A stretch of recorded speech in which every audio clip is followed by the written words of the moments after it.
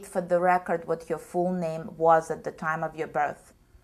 My full name, the time of my birth, was Julian Goren. That's it. That was my full name. Is Julian your Hebrew name also? Julian is not a Hebrew name. This has a little history to it, my name. If you want to, I can tell you. Yes, please. My mother was a activist in anti-government and communist organization, and her hero was Lenin, and Lenin's first name was Ilya. So actually they named me Ilya unofficially before it has to be written in the books, but then she changed it while she was writing in the books because fear of prosecution. Of course, Polish government was anti-communist at that time, and she would suffer. So the closest they could come up was Julian, and they liked it, so that's what they named me. When exactly were you born? What's the date of your birth? Okay, why am I hesitating? Because all the documents and the original birth certificates was burned and destroyed during the Holocaust. So after the war, my parents had to recreate my birth certificate, and according to their remembrance or to their knowledge and knowledge of friends and some witnesses, I was born on May 18th, 1935.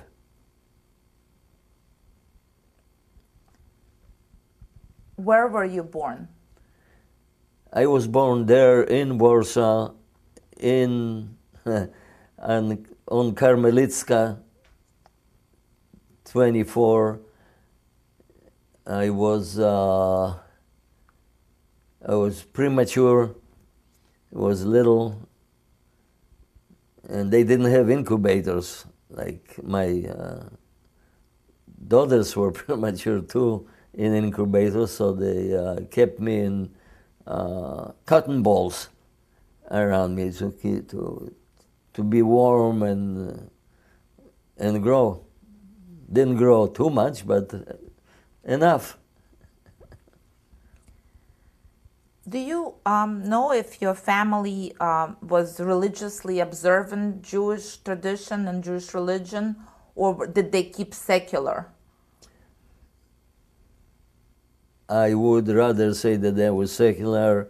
They were not practicing the Jewish religion. But they spoke Yiddish at home, and they consider themselves very much Jewish, despite, and so do I. I am not practicing, but I consider myself very much Jewish, as much as anybody who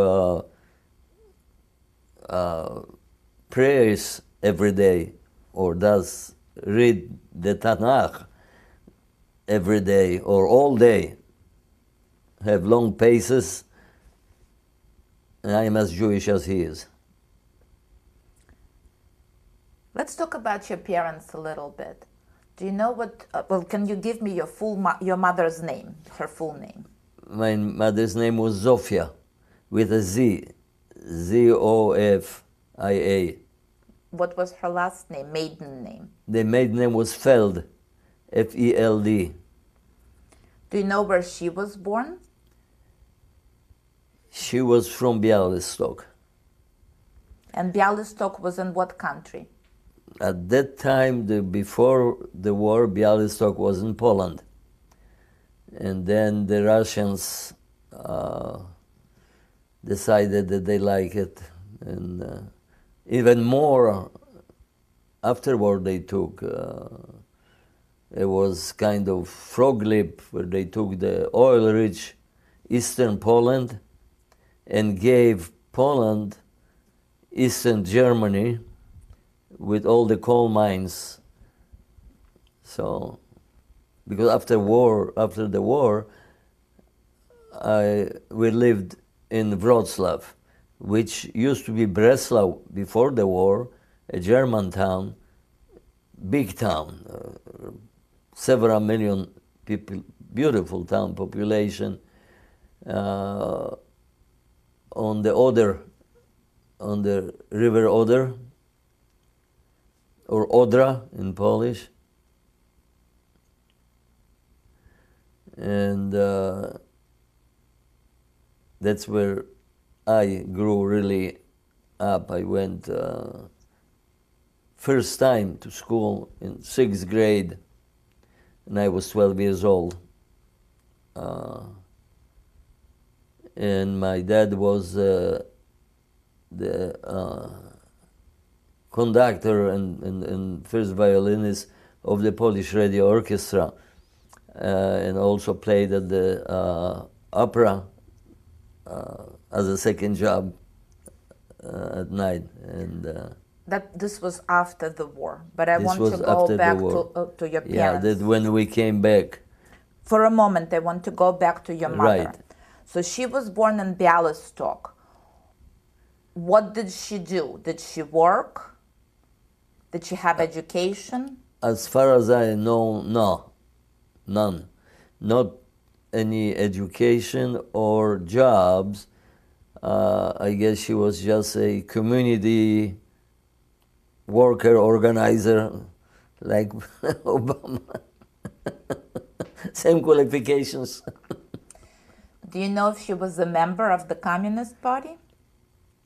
I don't know for sure, but if I would have to assume, I would say she was. Why I know? Because when we came back to Poland after the war and the communists were in power, we got a lot of favors because the people who were in the government and all that, there was, of course, the communists before they were rewarded, and she had friends and they recognized her that she was a communist organizer before then, and we got very nice housing and everything that you could get at that time. What was your father's full name? My father's, it's a different history. His father, which was my grandfather, came from Germany, and I couldn't figure out when they came from Germany, but it was because my father was born already in Poland. So, and they were kind of small business people. He had a toy store that they lived above the store. They had this, and I remember going over there to my grandparents. I was 4 years old, and I remember the stairs, how they looked right now. How did they look? Can you tell us how it looked? How they looked? Mm-hmm. They were pretty rough. It was not like, polished and clean. It was pretty rough, like almost I would think right now homemade kind of, not by somebody who just needed to get up, not to impress anybody with the beauty of the house, because this was kind of, and the only thing I remember when the Germans came to Warsaw, they took my grandfather. He disappeared, and we didn't see him again ever, and never heard anything about him. Let me ask you about the toy store. Do you remember the toys? Do I remember? I remember a horse that I was riding on, a wooden horse, really. This was one of my favorite toys. And also I had He gave me one of my birthdays. I think this was my fourth birthday in May. He gave me a bicycle, a brand new bicycle. So I rode the bicycle, and one of the shaygitzes came and say, "I am going to take a ride on your new bike. I never had a bike, just around the block, and I give it back to you." And that's the last time I saw my bike. He took it and disappeared with it. What was your grandfather's name? Gerstenkorn, I don't remember her first name. What was your father's full name? Oh, my father's? Jakub. J-U-K-U-B, Jakub Gerstenkorn. Jacob, or Jake. So your father also was not religious at all? Or was he practicing any Judaic traditions? Education? Education, and as far as his Jewish education, if Well, he had I any... don't know about Jewish education, but he graduated from the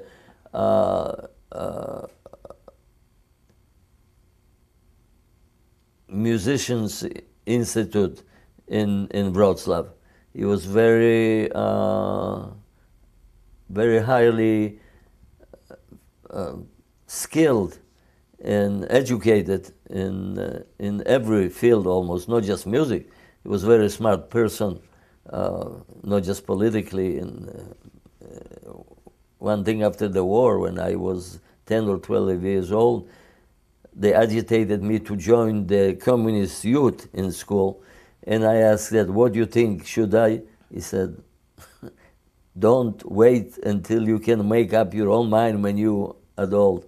And I didn't join. So this one, in my favor, that I never was in the communist. As a matter of fact, on the opposite, later on, when I was in university, I was one of the editors of, I wouldn't say anti-government, but challenging the government in a weekly magazine, nationwide, Poglądy in Wrocław. That's how I made my living almost, besides playing instrument through school. What does Poglądy mean in English? Pardon me? What does Poglądy mean in English? In English mean views. Exactly. What was your father's occupation before the war?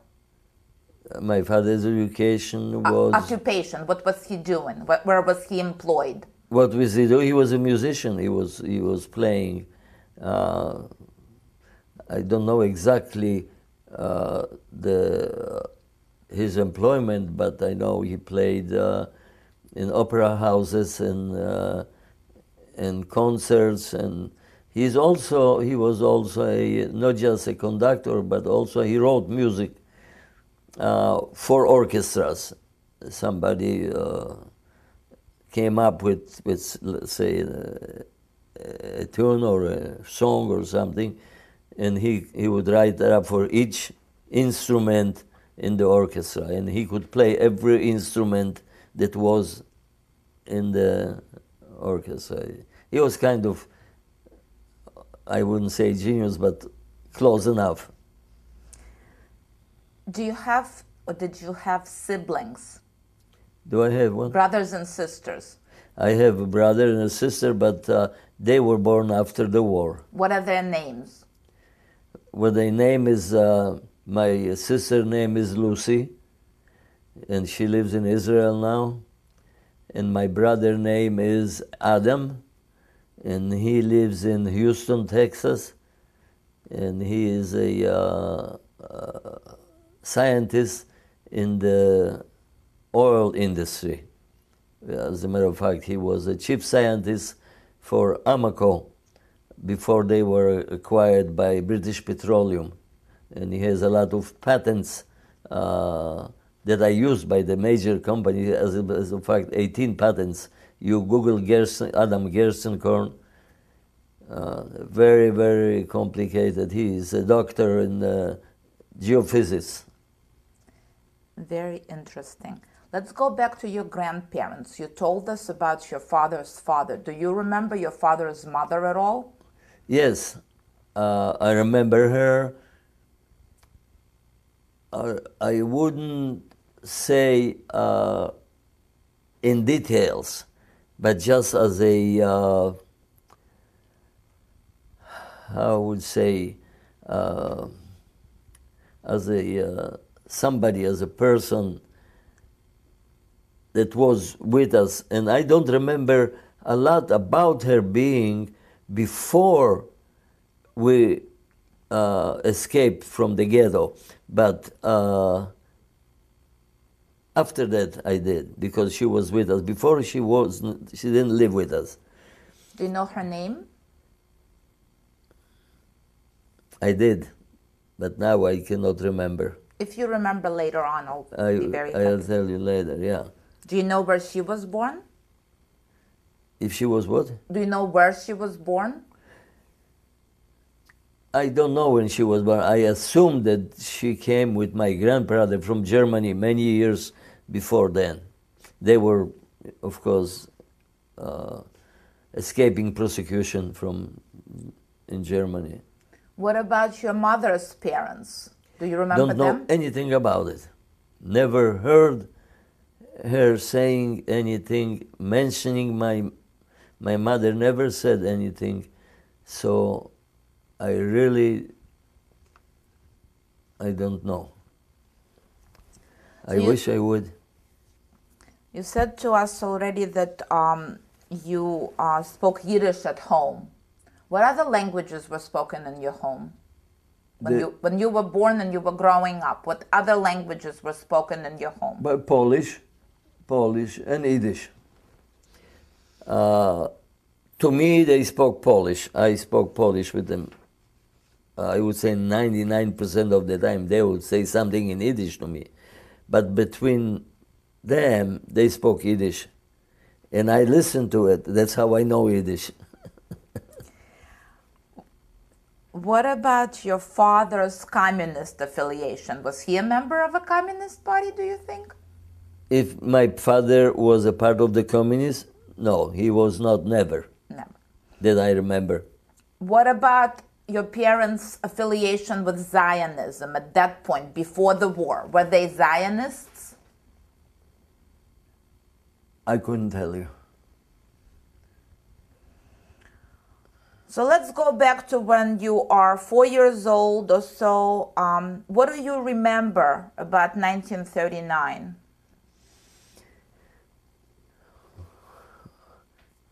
I remember that incident with my bicycle, and after that, and I remember the setting of the building on one of the streets, and a big it wasn't a gate but entrance around, and a backyard, and houses around the backyard.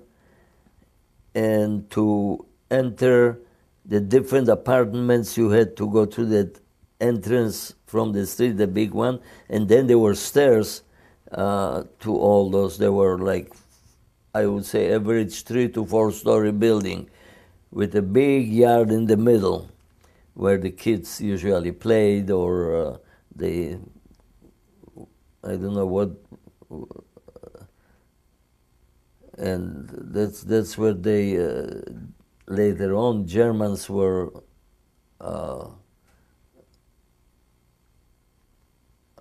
gathering the residents of the building over there to take some people that they needed, or retaliate for some things that somebody did that the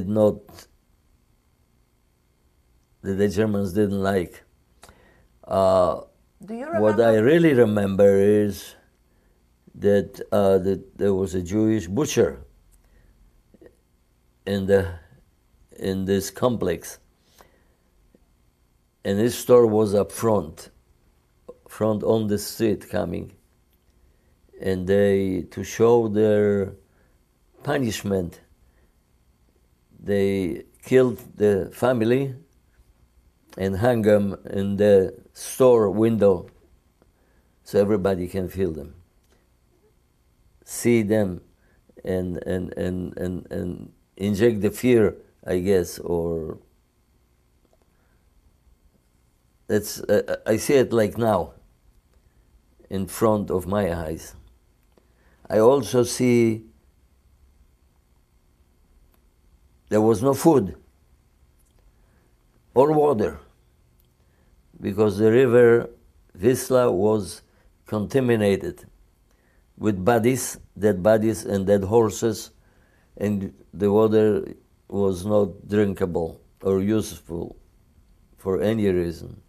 So where did you get the water? And happened that a horse will fall on the street and people are running to it, wild and pushing and almost killing each other to get to the horse with knives and cut a piece of meat to eat.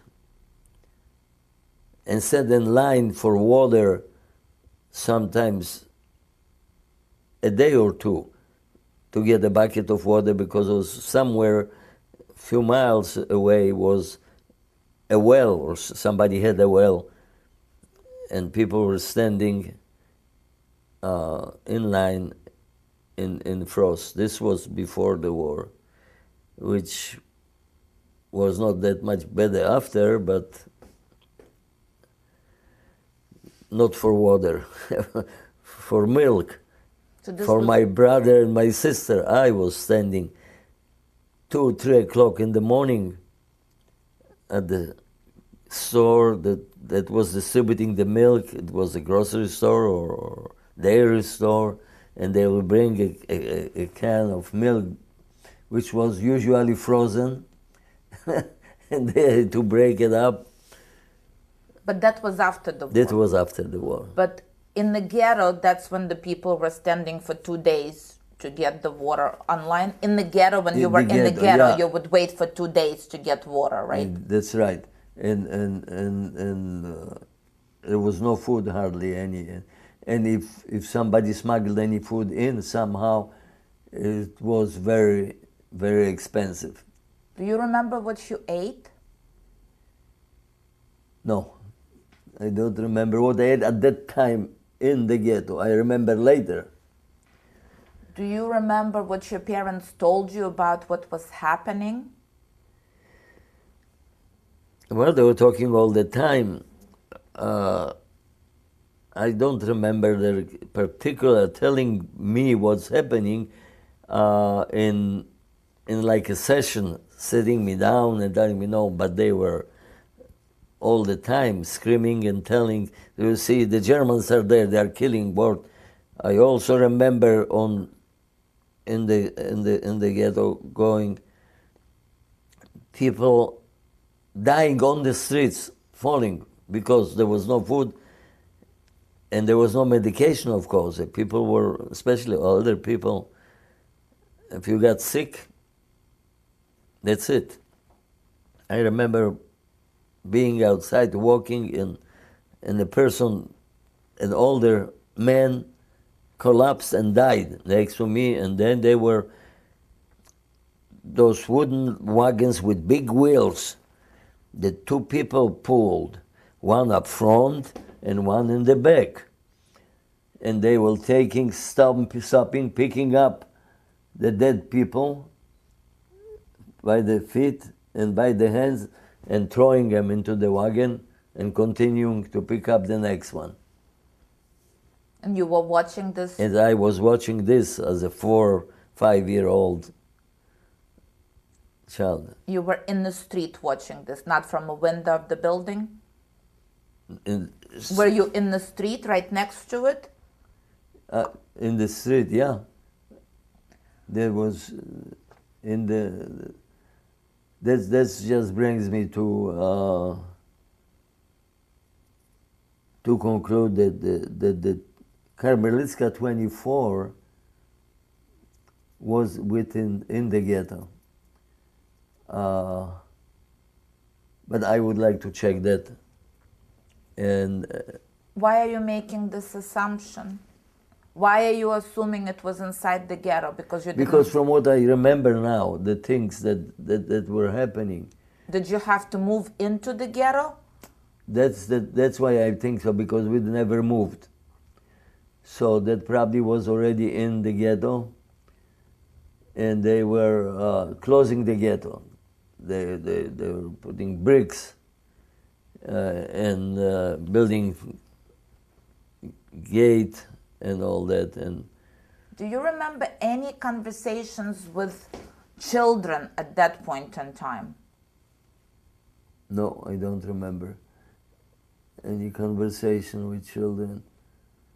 I really don't remember. Did you have any Polish playmates or just Jewish playmates, do you think? I don't, well, you mean in the ghetto? No, maybe before the ghetto. I don't remember any friends that were, I don't remember if they were Jewish. I know the one that took my bicycle was not Jewish. That's why I said it was a Shaygitz. Shaygitz means not a Jewish person. How do you know? He was older than you? Older than me, yes. Like a bully? Yeah. Yeah, older than me, and I just I would say didn't see any reason not to give him the bike, and I think if I wouldn't give him, he would take it anyway. Once you're in the ghetto, do you remember your parents sound like they were scared? Were they scared? My parents wanted, my mother was there only, and my grandmother came, and my uncle, Jacob's brother, his name was Kurt, and he was the one who took us out of the ghetto. Where was your father? My father was in Russia already at that time, because when the German army was moving east towards Warsaw, the government asked all the young men to leave to go east, because they knew probably already what was happening at the east part, at the west part of Poland. So all the young men in Warsaw and probably east of Warsaw left to Russia. And my dad actually sent and hired either it was Ukrainian or Polish or Russian, supposedly a guide to bring us out through the forest and the mountains, whatever, they were more. And he supposedly knew the bridge of the border where you could come through, but he never found us. Either he, and later on my parents were talking that he supposedly was an honest person and tried, but he never found us, because my uncle took us out. And when was, there are a couple of questions that I need to ask you. First of all, your father, when he was leaving to go east, was this in 1939? 39, yes. And what happened to him after he went all the way out of Poland into Russia? After he went out, he was playing over there in Białystok, I guess, and he enlisted in the Polish army. which is kind of kept under the carpet right now. I don't know why. Anders Army that was formed on Russian soil. So is it Armia Ludova or Armia Narodova? No, that wasn't Armia Narodova. That was British Army with Polish. Okay, the British formed a Polish army which was supposedly a part of the British army on Soviet soil. And Stalin agreed to it. He was taken by the British because he thought that after they will supply all the equipment and the weapons and everything to the army, will fight on the Russian side with the Russian and help him. But that's not what happened. What happened is that the British took out the army through Asia. About 250,000 soldiers, officers, equipment, trucks, and everything. For months and months, and I cannot tell you how long it took. It could have taken us, I would estimate right now, about 1.5 to 2 years. Because we made, say, to Afghanistan, and we were in a big, I don't know, camp or something like that, prepared. So you were taken out of the ghetto, and then you went with your mother to join your father in this army. That's a whole different story. So let's go back then to the ghetto. How do you remember how you were taken out specifically, and when? I remember that my mother was pulling me by my hand behind her, and my uncle was in front. Behind him was my grandmother, and then my mother, and I was the last one. And we were running. Was it during the day or at night? In the ghetto. In the ghetto, they already were putting the last bricks of the ghetto. The ghetto was not totally sealed yet. Was it during the day or at night that you were running? It was during the day. As a matter of fact, I think it was during the boker. Boker, I say. This morning. Boker is in Hebrew. And took us to the railroad station, which was not that far, and threw us through the window. What do you mean? Inside, he found a train that was going east toward the Russian border, and pushed us through the window into that car who was already full of people, of refugees, escapees, I don't know how to call them, because the people inside who were open-minded, they wanted to believe, knew what's happening already. But there were other people who kind of ignored the situation and prayed and hoped that something will happen. So do you know how many months you stayed inside the ghetto before it was closed off? How many months? Yes. I couldn't tell you. Not too many months, because I'm just assuming we escaped where the ghetto wasn't totally closed yet, or was closed but not sealed. That he was a very strong person, an athlete, a boxer and a fighter and things like that. So Did he come with you also? What? Did he go with you? Did Who? your uncle go with you? Okay. So he pushed us through the small window into this car, and almost immediately it was already scheduled to move.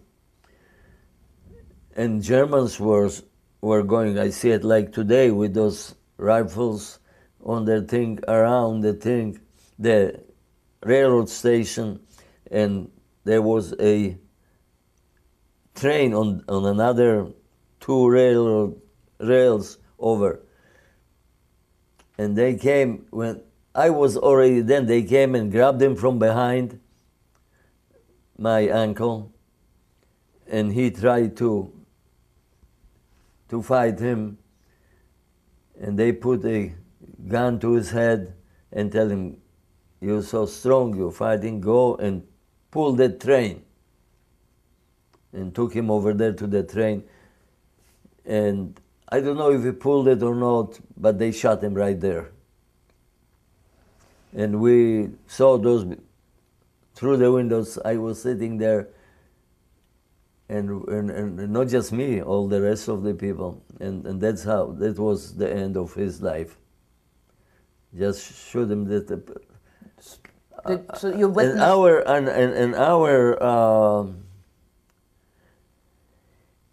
I would say, in our not imagination, by understanding and all this, human life didn't count much to the Germans. We were like nothing. We were like things that you throw or shoot or do whatever you want to do with.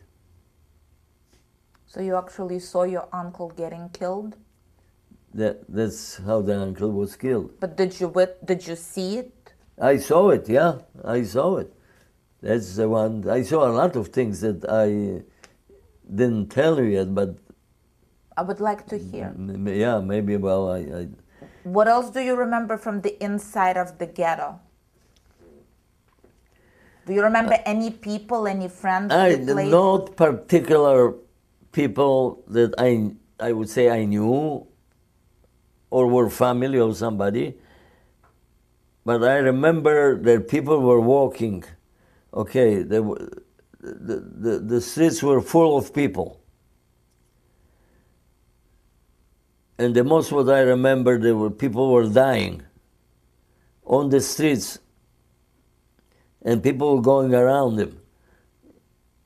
Somebody is walking and collapses and dies, and nobody pays even attention to him.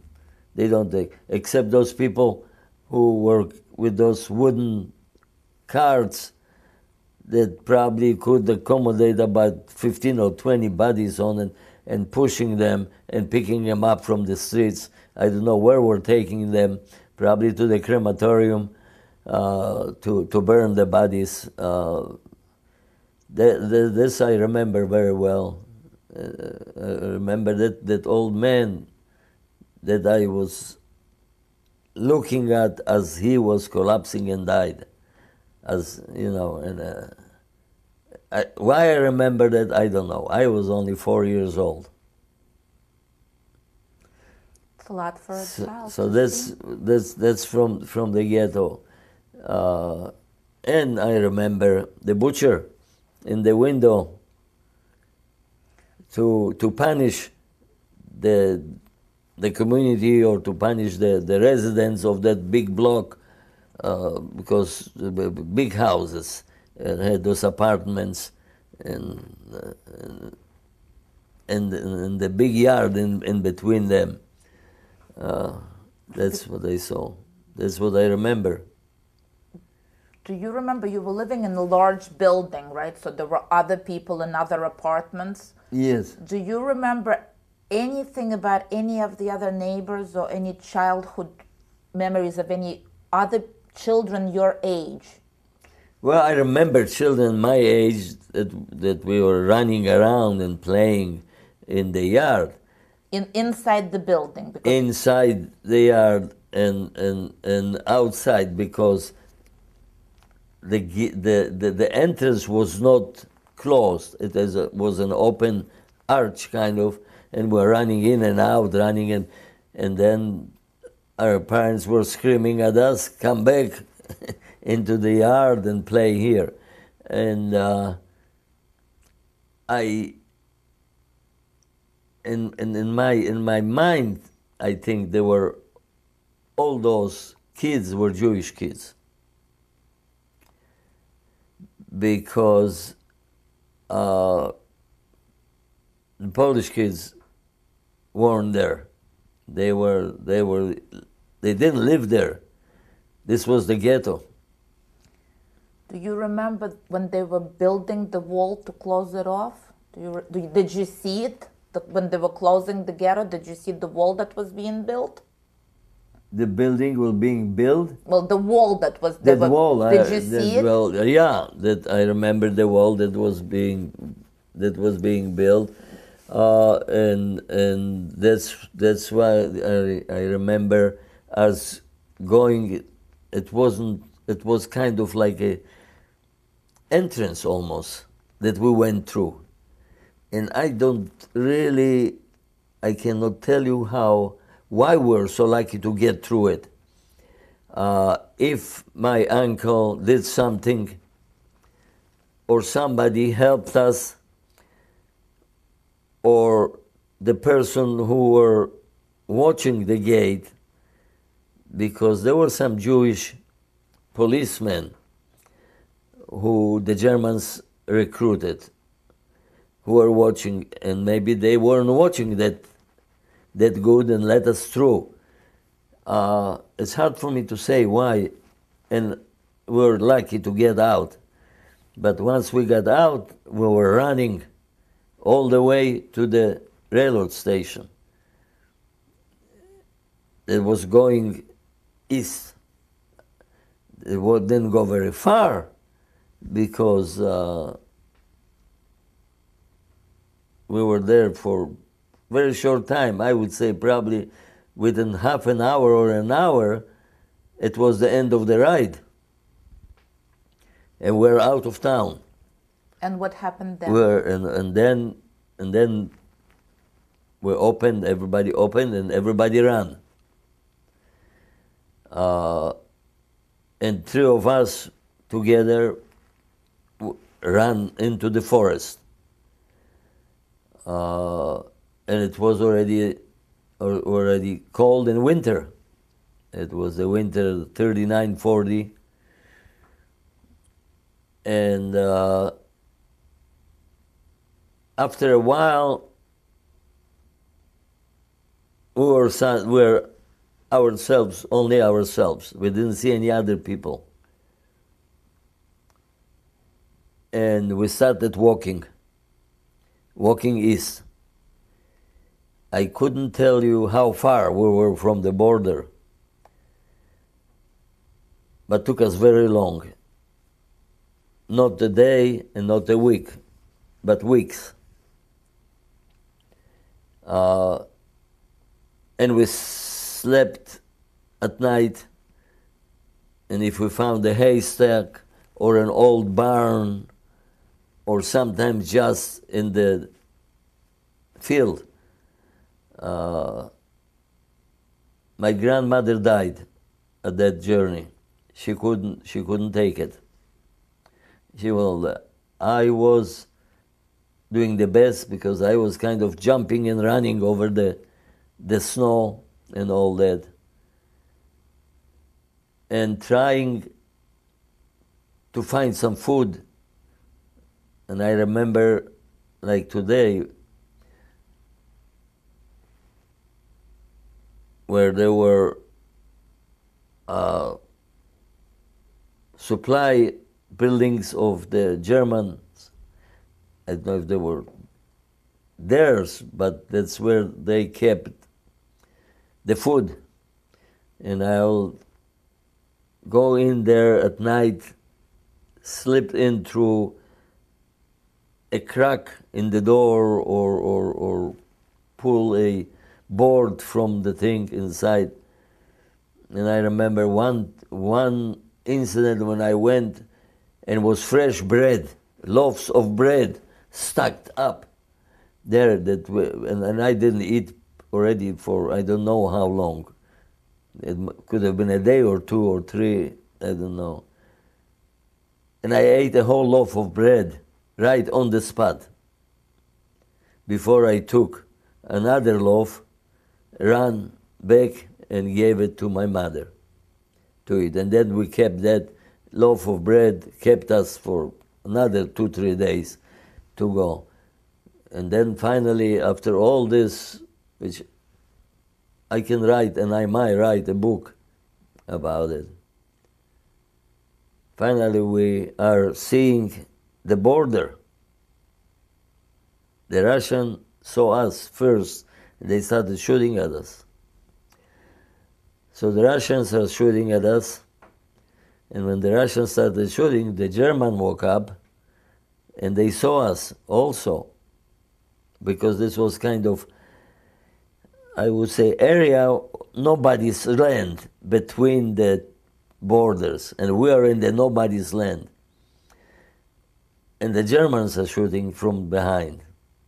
Well, so happened they probably weren't very good marksmen, or they just were shooting to scare us or whatever, but we made it through to the other side, and then we found Jacob, my father, and then the story starts. But I remember the trucks that we were going. Let me ask you a couple of questions. It was winter time. What were you wearing? Were you very cold? What were you wearing? What I was wearing, I'm trying to see if I remember what was I wearing. I don't remember. I could have been even in shorts at that time. I don't remember what I was wearing.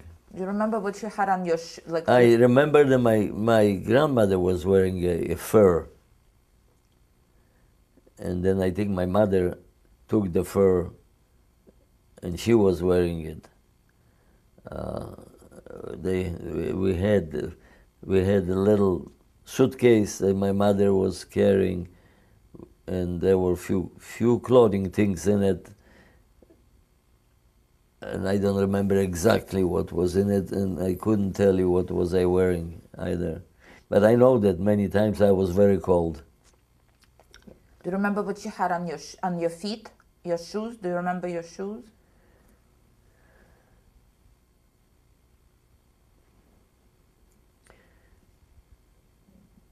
Well,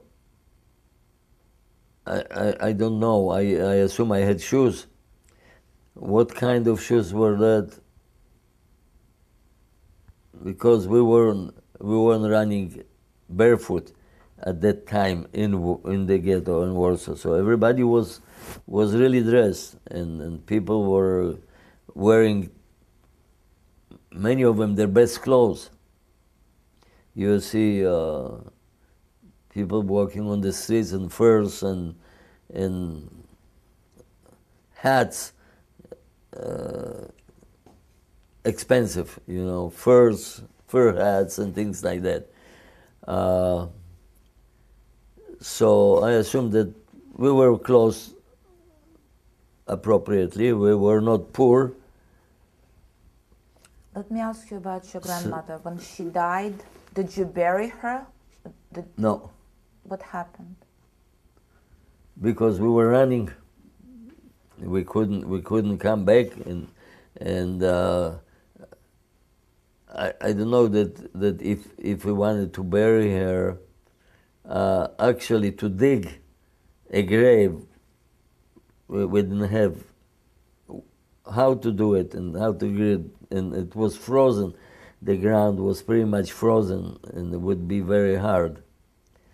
So your mother and you left her in the woods? We just left her laying down there under the tree and covered her with some branches and things like that. Do you remember if your mother said a prayer? Praying? No. I think my mother was against praying. Do you remember if you saw any people other than, like, did you interact with any people, any Polish people as you were running? No, if we saw somebody, we were hiding. We never interact, and we tried not to be seen by anybody. That's what we traveled a lot during the night. And we tried to be not seen during the day and maybe sleep during the day if we found where, or maybe even walk during the day. But most of the time during the night. How did your mother know where to go? How did she orient herself? Did she have a compass or anything like that? No, we didn't have a compass, but the direction was pretty clear. We didn't have to do exactly, but going east was really easy to, I guess during the day, find the direction. I would say I know how I would do it now, but I don't know what she did to find it. But I think during the sun, show her where the east is, and we could miss it by a few miles, and we didn't really know exactly where we're going. We just knew we are going east. We're running from the Germans because to meet my father. Did you see any animals, wild animals, like it's dangerous woods there? Not any big encounters that I remember with animals. I would just say there must have been, but nothing that endanger us, that we are concerned with very much. Do you remember if your mother had a knife? She had a knife? I don't remember that. I don't remember what she had. I don't remember what she wore. I know only I remember my grandmother, and then when she died, she had the fur. Do you remember? And she had the fur for a long time. Even after the war, she had the fur. Do you remember if your mother had matches? Did you ever light a fire? I don't remember us ever lighting a fire. Which doesn't mean that we didn't. I don't remember. I don't think we were brave enough to light a fire, which would probably my mother figure out could bring.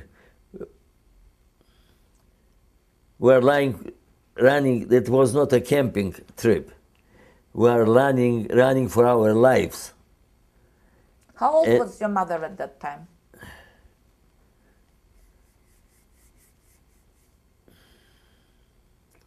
I would say she was in her late 20s. What year was she born? That's another question because we don't exactly know where she was born. We know that my father was born in 1913, and we know that she was older than him. And we know that she was older, but by a few years, not by one. So she could have been born in 1909, 1911, something like that, at that time. So she was in her late 20s, or maybe even 30 or 31 at that time.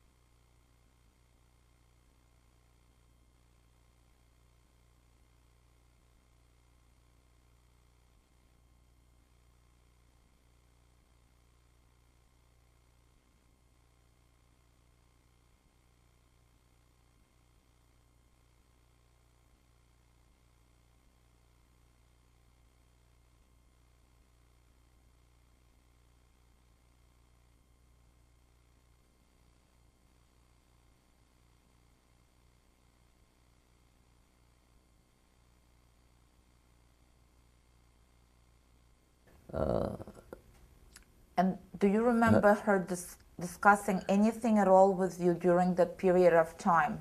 Do you remember she was pro-communist, she was a communist, she was really probably happy to be going to Russia. Right. Did she discuss that with you at all? Do you remember that? That she was what? Did she talk about that at all? Do you remember? Not really, no, she didn't. As a matter of fact, she never talked about it a lot, even after the war. I guess, I don't know why, because I know that Jacob was not a communist. He was I would say, a free person, an entertainer. So let's cross over to Russia. So you now ran into Russia, you crossed the border, what happens? As soon as you crossed the border, do you remember that? As soon as we crossed the border, well, I remember, right now I remember people, and I remember the land, and there were houses in the background. There was a village somewhere over there. Were they happy to see you? And we, I don't know, I don't remember how. Well, he was expecting us already. So he was looking, he was going through the border towns, or where we're supposed to come, that he found us. Do you remember if, like, when you were in that village, living in those circumstances, do you remember if the Russian people were happy to see you? Or did they arrest you when you crossed the border? Did they detain you? You don't know about that. They didn't arrest us. If they were happy, I couldn't tell you. Did they but feed we you? we were happy being there. Did they feed you? Did they give you No, work? we felt that we are saved, that we made it to there, that the danger of our being lost our lives or being killed disappeared suddenly. We're happy to be there. Did they give you food? Did they give you warm clothing to wear? I think they did. I think they had some. The army was already started being organized, and I think, you see, in the beginning, what happened when the Polish people, the Polish men came to Russia, a lot of them were not very friendly to the system, to the communist system, and the Russians weren't very, how I would say, treating them with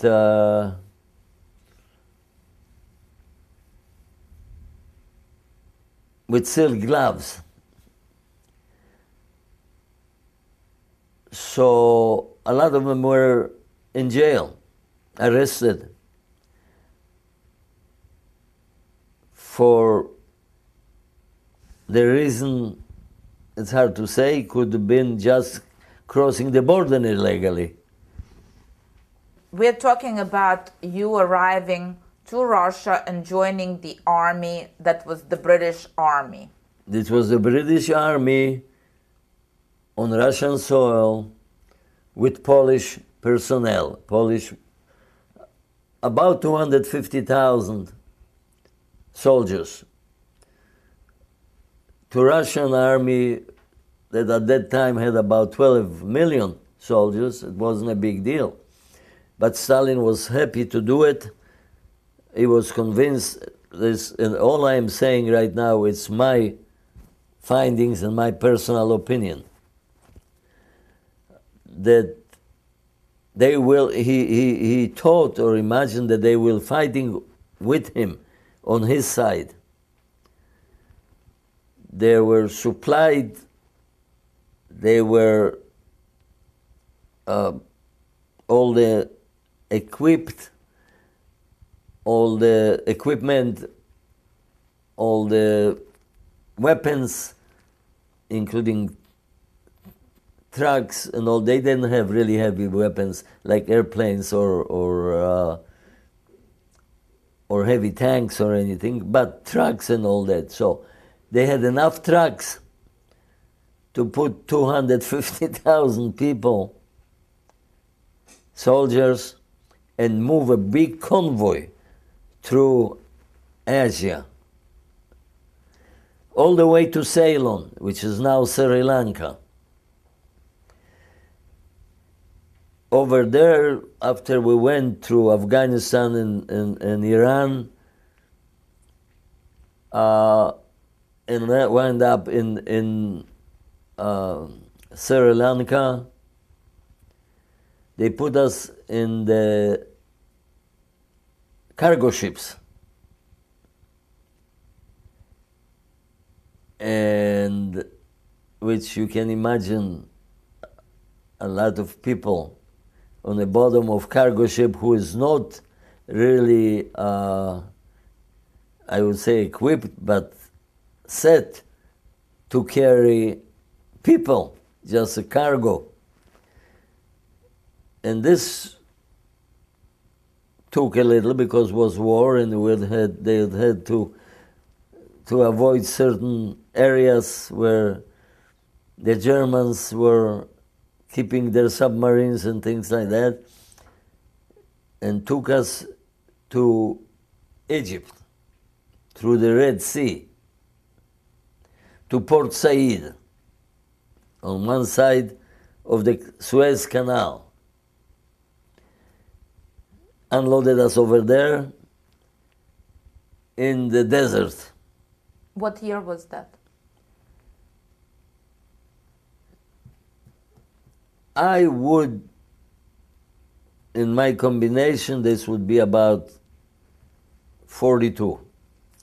So from 1939 to 1942, your mother basically followed this army with you?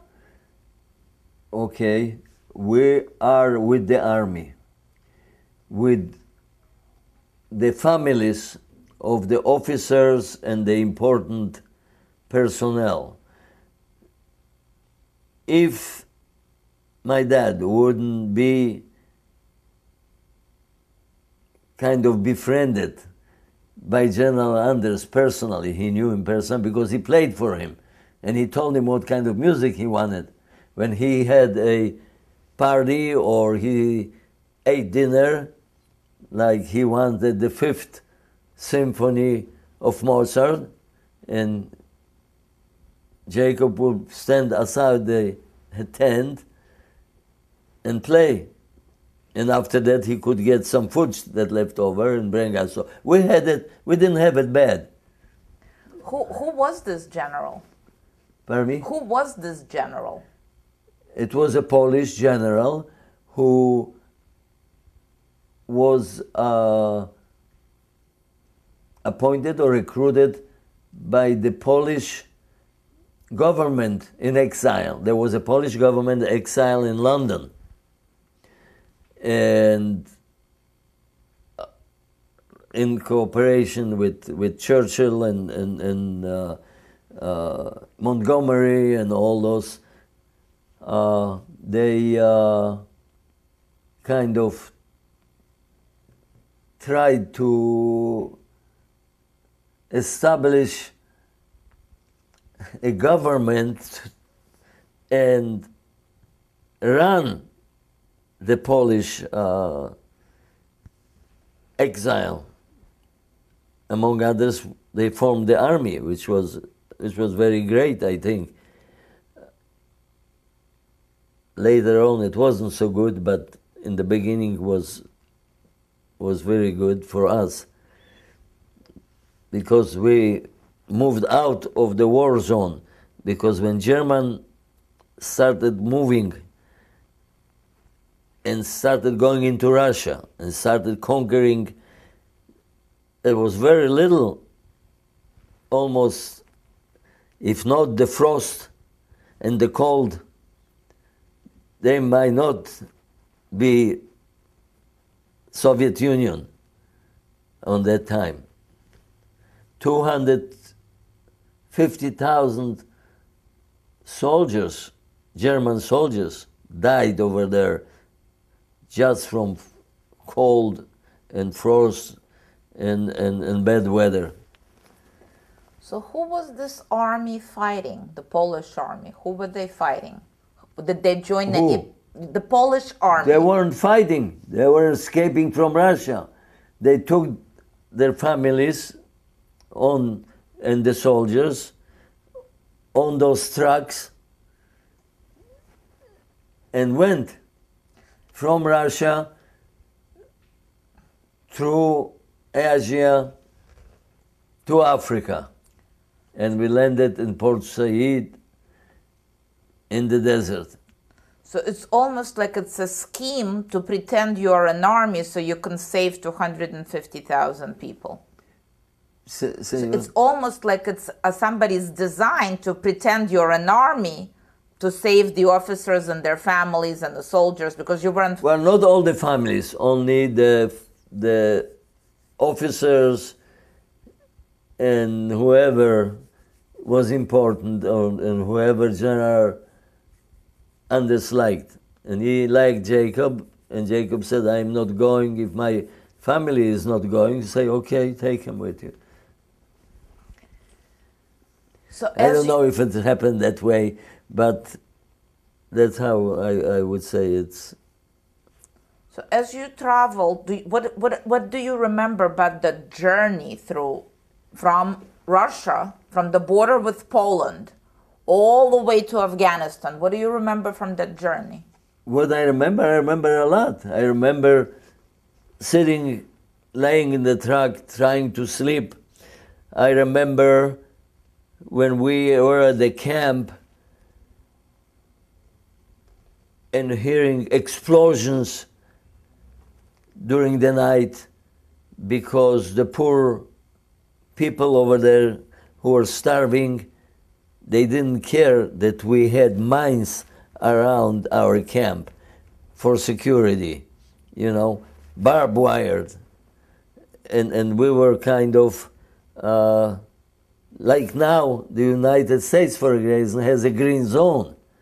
We had, every time when we stopped, we created a green zone, which means the camp, the army, was trying to secure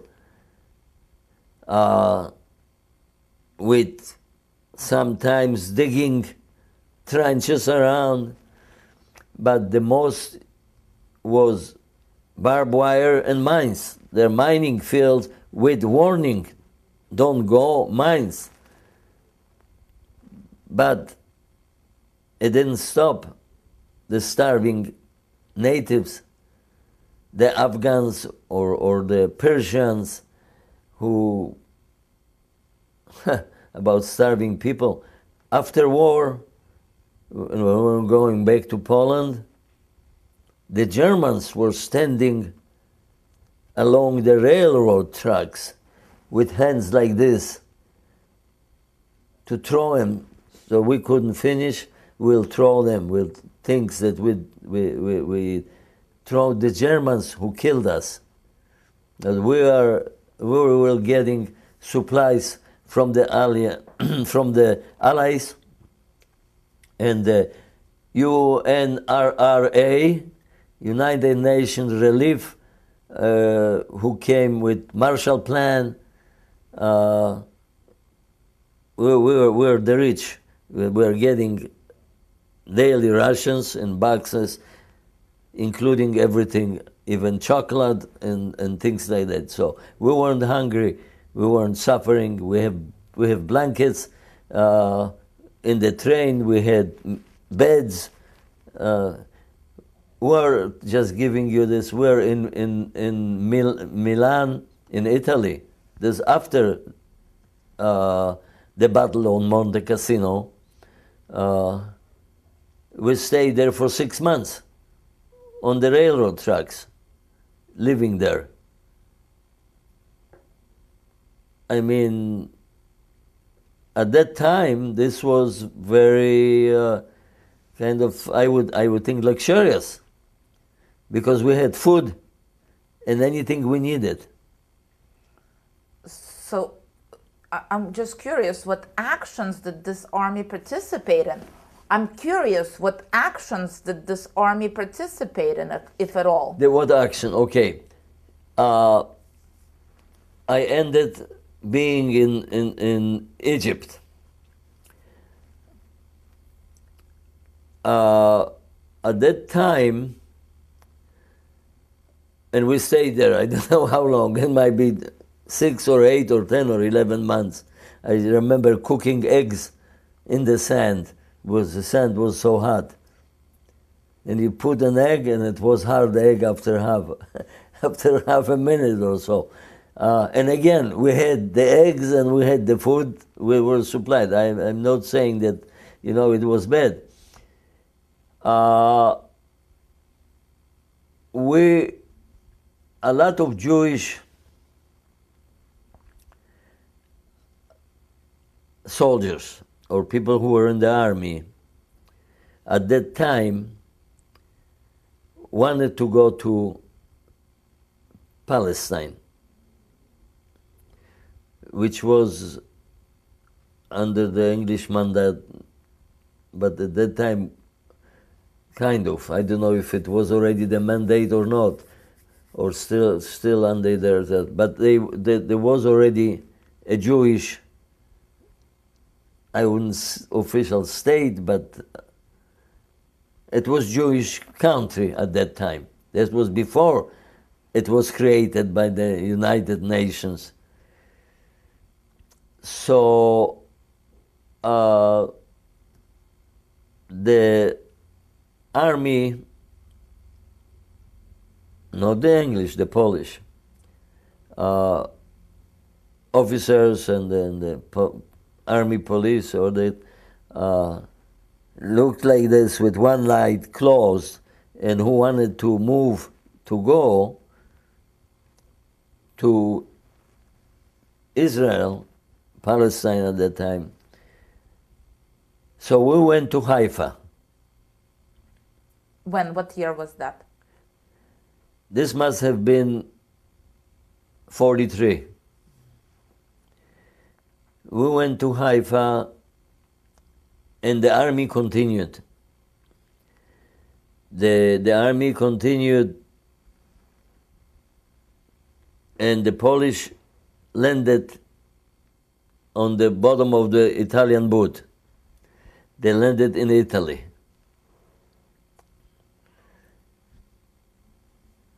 Fighting, now they went in action, fighting alongside the Allies.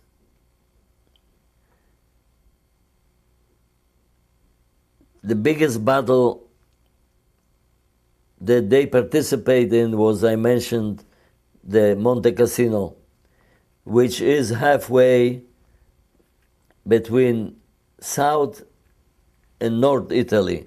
South is Naples, that's where we are now, and north, of course, going through Rome, and in order to go to Rome, you had to go through a valley. On top was a monastery that was heavily fortified by the Germans and had a bird view down on the road, very heavy equipped, and nobody could go through. The mountain is probably as steep as you ever find, almost vertical. The battle took many weeks to conquer. They didn't want to bomb it, to destroy the monastery, because it was kind of has some historic and religious value. more soldiers died falling off the cliff than being shot by the Germans. And everybody tried, and finally the Polish army got the task to conquer it. And they did, except that 80% of them died during that. So they estimated that in one battle, which was, if not the biggest, but one of the biggest in the World War II, between 250 and 300,000 people died conquering that Monte Cassino. But they had to, because they had to move north. Rome, Milan, and then of course Germany to go in and win the war. So this helped a lot. We talking about us. We were in Palestine. We lived in Haifa. Very hard conditions. For my parents, language was different. I probably in 2 weeks I was speaking Hebrew, but they couldn't. It was very hard, and they had going through very hard times. We had a we lived in a laundromat, kind of. It was a laundry abandoned some in somebody's yard. Of course, no kitchen or bathroom or anything, you know. And so we had to improvise a lot of stuff. And then the war ended 2 years later, in 1945. And my parents decided to go back to Poland. Not as much my dad as my mother. I want to ask you, when you were living in Haifa, did you live inside Haifa, the city, or did you live in one of the villages around it? We lived in Haifa. In the city? In the city. It's on Mount Carmel, and it's kind of very steep. The main road goes up. By bus, you always think that it'll start rolling back. It's really steep. Then I was there after I graduated. I was married to a woman that her family moved to Israel from Poland. They waited for 12 years for the papers to go through, and I went with them and joined them later because I had to finish. I was in my last year at the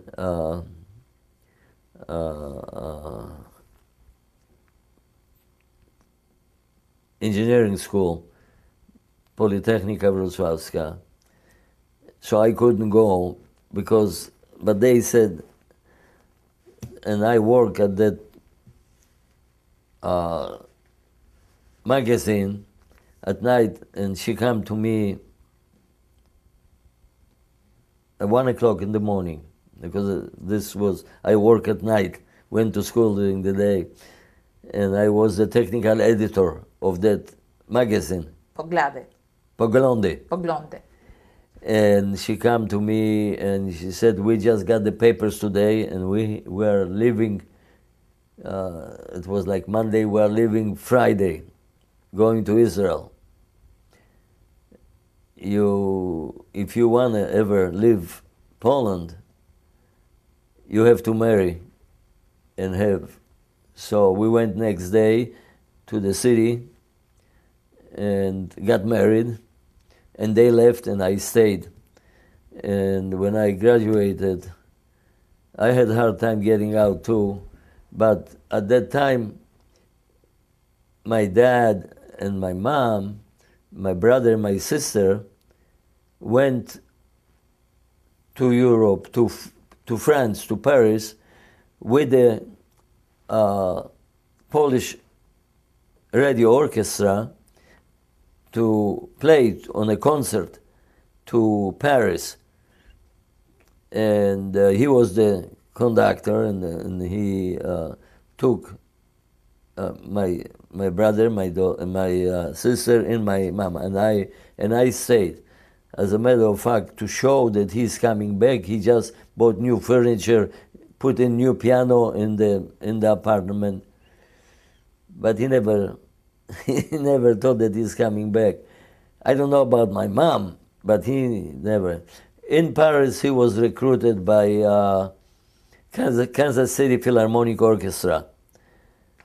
And on a political asylum, he moved, and it was in 1956, to Kansas City, played with Kansas City Philharmonic Orchestra over there for 5 years, became citizen, and was recruited by then, went to Denver and played with Denver Symphony for 25 years, 30 years. He was good. He was a kind of a personality. The people knew him. He was a good friend of people that you can see sometimes in the posters that knew Jacob. Yeah, real good. Leonard Bernstein was a good friend of the family. That when he came to Denver, sometime on a guest conducting the Denver Symphony, yeah, we were getting together with Jacob, and we always sat in the first row, sitting. And when he conducted, and his sweat went down, hitting us over there. But let's go back to when you were in Haifa, from 1943 to 1945. Yeah. Do you remember? This is a little bit off the side than the story. I remember everything. But do you remember at that time there were actually a lot of Arabs living there? There were lots of people who escaped from the Holocaust. What was the situation? Can you just give us a little bit of that life? Well, I tell you what, there was a lot of people who came there before the war, and or the families that lived there for many years, and they consider themselves that this is their land, and we're kind of intruders. Very sad, but they didn't. I think that the Holocaust people either didn't fit in their mind, or came and maybe take away or hurt their style of life, or take their jobs away or whatever. So they didn't like us much. So the atmosphere was not very good, very friendly. Unless you want to go into kibbutz. And if you went to a kibbutz, then the situation was totally different, because the kibbutz organizations at that time were absorbing and wanted people to come to work in a kibbutz. But if you didn't want to go to kibbutz, you were kind of a outcast. You don't fit in the system or something, so we're kind of the midfist, like I said, the intruders. And that's why we had to live in a little laundry over there. And when you went to Haifa, how did you arrive there? By sea or by land? What? How did you arrive to Haifa? By sea or by land? From Egypt? From Egypt. Yeah, by land. They just went probably by, I don't remember exactly, but I would say by a train or by a truck, or not by sea. The sea was pretty much off limits. We about the inland way. So probably through Gaza. Through Gaza could be, probably, because this is the main next to, not through Gaza, but next to Gaza, yeah, Gaza. So we came over there, and we find ourselves in a very hostile environment. It was very hard on them, and that's why after trying for a couple of years, they decided to go back to Poland. So how did they actually leave what is now Israel? By land or by plane? How did they? we left by land. Again, we went by boat to Italy, and then in Italy we joined the refugee system, and they put us on trains, because we were not the only one. There were thousands, maybe hundreds of thousands of Polish and Jewish people who wanted to go back to Poland. What do you remember about the refugee camp in Italy? Do I remember in Italy? Like I said, there was not really a camp, because they put us all on trains and moved us as the railroad became available and a locomotive was available. It took us probably 6 months go through Italy, and then once we got through Italy, going through Germany to Poland was already, and this was again organized by the United Nations Relief Organization, and when we came to Poland, my mother already found her acquaintances or her ex freedom fighters or whatever, and they took care of us over there, gave us a thing, and Jacobs, of course, right away started playing at the orchestra, and this was 1947. You know, I never asked you before, but right now I would like to know, how did your parents end up in Warsaw? They were living in Wrocław. How did they end up in Warsaw? How did I before the Wrocław? war? Before the war. Mm-hmm. Before the war? Before the war, what they were, because you said that your they father. Right. Before the war, they live in Warsaw. How they wind up in Wrocław? No. How they came from Wrocław to Warsaw? What brought them to Warsaw? I don't understand the question. Your father was from Wrocław, and then when the war starts, you are in Warsaw. How did your father come to Warsaw? For work? You mean before the war? Before the war. Now, he didn't come. He was born in Warsaw. He was born. His father came. My grandfather came. He had a store. He was in this toy business in Germany. The thing started being very hot and bad for Jews in Germany. And so he went east. He went and wound up in Warsaw. He could have wound up in St. Petersburg, I don't know, in Russia. But and this was the trend for not just on those years, but for centuries. Moving east, they were persecuted. They came from Spain and Portugal and moved through France and Germany, stayed in Germany, didn't work, were going east, like it worked in east, but it didn't also over there. So we know what happens in Russia with the Tsar, with the pogroms and all that.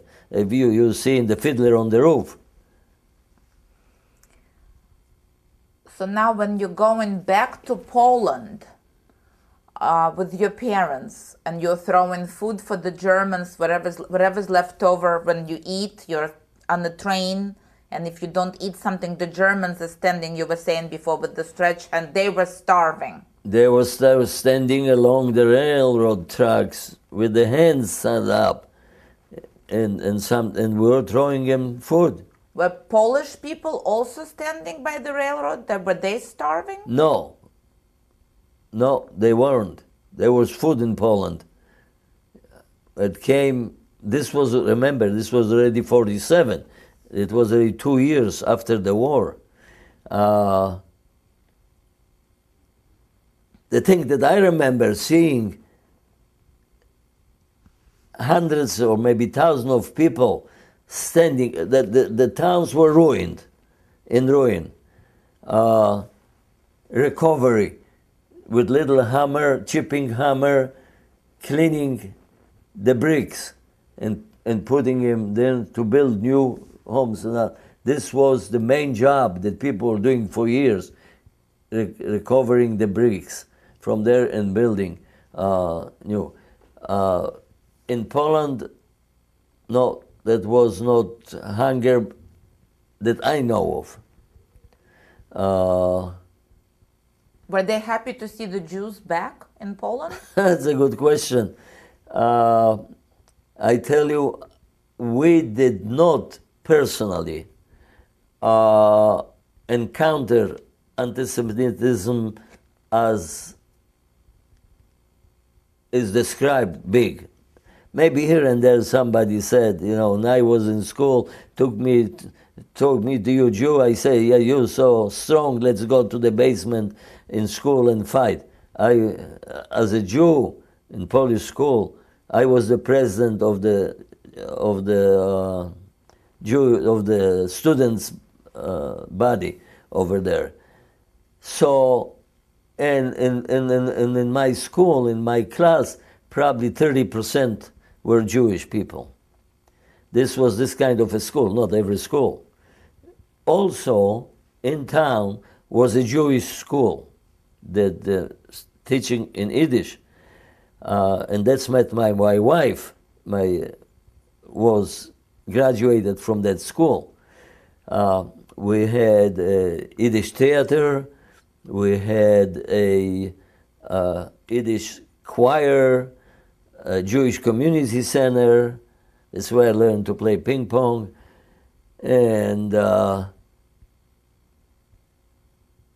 our pack of friends, were two Jewish people, me and another Jewish girl, who I am still friends in.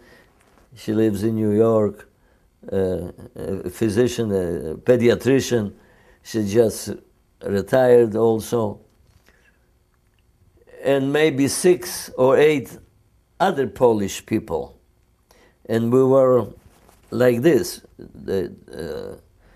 At night they'll come to we lived on a first floor. So it was not like, it was high, but you could get in through the window to my room. Do you remember your address, where you lived?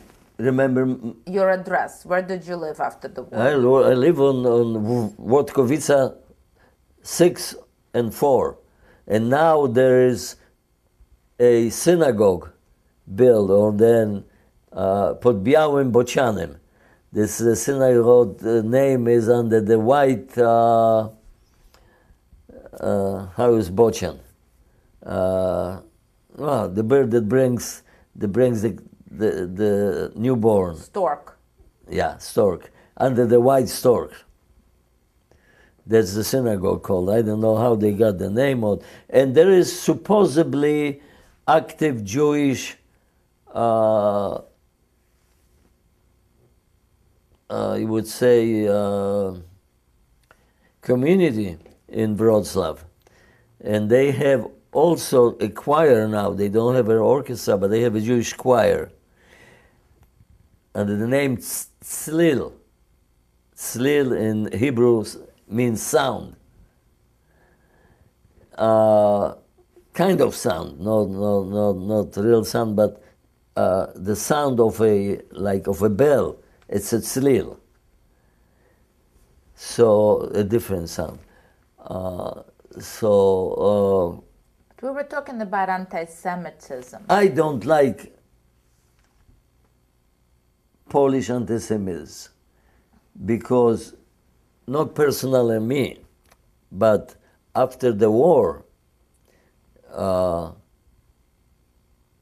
and during the war, a lot of them, okay, so there is a split of view, because there's a lot of Poles who helped Jews, and there's a lot of them who helped the Germans to find the Jews, because when German came in town, they didn't exactly know who is Jewish, who is not, but the Poles did, because they were their neighbors. So some of them hid the Jews from the Germans, and some of them brought them out and exposed them, and here they are, kill them. The Germans said, hey, why won't you do it for us? So they killed them. The Poles killed the Jews. So I don't like Germans, and I don't like Poles. And that's why I didn't go back to Poland. I was in Europe more than one time after the war, many times. I worked for an Israeli shipping company as an engineer for TSIM. And I worked as a troubleshooting engineer, and I was sent by the company to different countries, and a lot of them in Europe. And but I never went to Poland. I did go to Germany, really, not by will, but I had to go. Ship was over there, I had some trouble, but I never went to Poland. And I want to go, and I have friends who still live there. But something in me is kind of keeping me. When I have mixed emotions. Sometimes I do want to go back, and sometimes I don't want to go back. Sometimes I read a Polish newspaper, or I listen to Polish TV. Do you speak Polish now? Do I speak Polish? I correspond in Polish. I correspond in Hebrew. Yes, not in Yiddish, but I understand and can speak Yiddish, but cannot write. So in 1956, you were staying before you married your first wife. I think that you said you met her when you were working at the newspaper. And in 1956, you left Poland? 1956, after graduated, I went to Poland, and it was hard. At that time, it was a revolutionary leader called Gomulka. And he didn't succeed really, but we were in a basement hiding at couple nights, waiting for the secret police to come and get us. Why? Why? Because what we wrote and what the publication stood for was not exactly what the government approved. And since it was a communist government, if you don't agree with their views, you are the enemy of the state. And if you're enemy of the state, you don't deserve any better than jail or be sent to Siberia, where 500 miles of ice and snow, even if they don't need guards. It's open. If you escape, where are you going to go? So after Gomulka did not succeed and you were able to leave Poland, when was that? This was also during the Hungarian Revolution, and we were wearing armbands with Hungarian thing over there. And this was another thing that they saw us with this. So Hungarian Revolution was, of course, as you remember, overrun by Russian tanks. The Russians came over there and said, Bologna, we are... That's why a lot of our leaders in the United States don't understand or don't want to understand the psychology of the communist idea and the government. So right now it's not exactly what it used to be because there is no Soviet Union, but there is a Russian Federation, which is not that much far from it. So if you don't shut your mouth, we will. Your mother. I was going about. I was going to say something about Putin, but that's another story. Your mother. How old was she when she died? She was old. She was very elderly. She lived very long, always complaining. She was always sick all her life until she died. I estimate that she was 98 years old. Was she? She said that she was 94 only. Was she ever disillusioned with communism, I wonder? The what? Was she ever disillusioned with communism? I don't know if she in that strong way disillusioned or got away of this idea, but she just, I think, abandoned it kind of, didn't practice it and didn't talk about it. The life in the United States was different, and she adjusted very well to the shopping and all kind of other stuff that she did not. So I would say she was an average person in the United States, not a communist or a pusher of anything else. She was going to JCC, exercising over there, swimming in Denver. We lived in Denver. I lived in Denver for 20 years. My kids were born in Denver. Except my oldest daughter and my son were born in Israel. And then my son came here when he was 2 years old. He was born in 65, and we came to the United States in 67. And then how many children do you have altogether? Altogether, I have in Denver, I have my oldest daughter and my granddaughter, her daughter, who is studying medicine. My daughter is a professor at Denver University. She teaches genetic engineering and pathology. My son is a psychiatrist and a musician. What is your daughter's name and what's your son's name? Just the first name. What's your daughter's name and your son's name? My daughter's name is Irit. I-R-I-T. Not from irritated, but from a little mountain blue flower that grows in Israel. And your son's name? My son's name original was Yair, which means brightened, but he changed his name to John. They're all changing their name. My granddaughter, his daughter just changed her name from Ileana to Violet. How many You didn't know that. How many children does he have?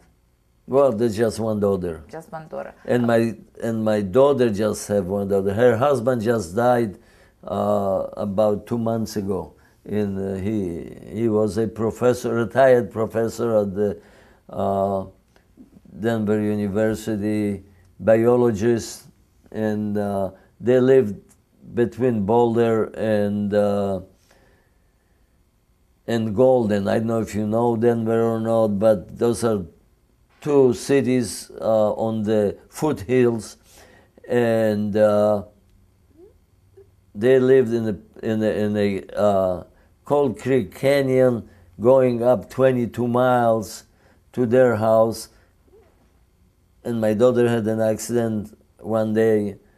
In winter, it's very hard to get into the mountains over there. They have a nice thing there. He's a biologist, and he was going into the mountains sometimes by himself with a knapsack and collecting all kinds of species for his. They have a big, probably the size of this museum. They had a collection of different species of snakes and all kind of lizards and tarantulas and all kind of stuff.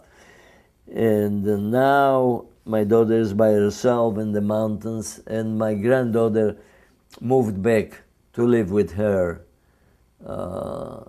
And she just got some award for good studying that she put on the Facebook, I read the other day.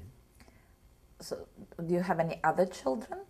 Other children I was married, and then I was divorced, and I married second in 1978. I remarried, and I remarried a woman that had a 3-year-old child, and I kind of adopted her, and she's a Navy. He married a sailor who, when she married after high school, of course, he went to the Navy and became blah blah blah. And then there was What's her name? What's her name? Wendy. And any other children? And then the other children that were mine from the second marriage was Naomi. Was the first one, was born in 1979, and that's the one that you probably know, Naomi. She is educational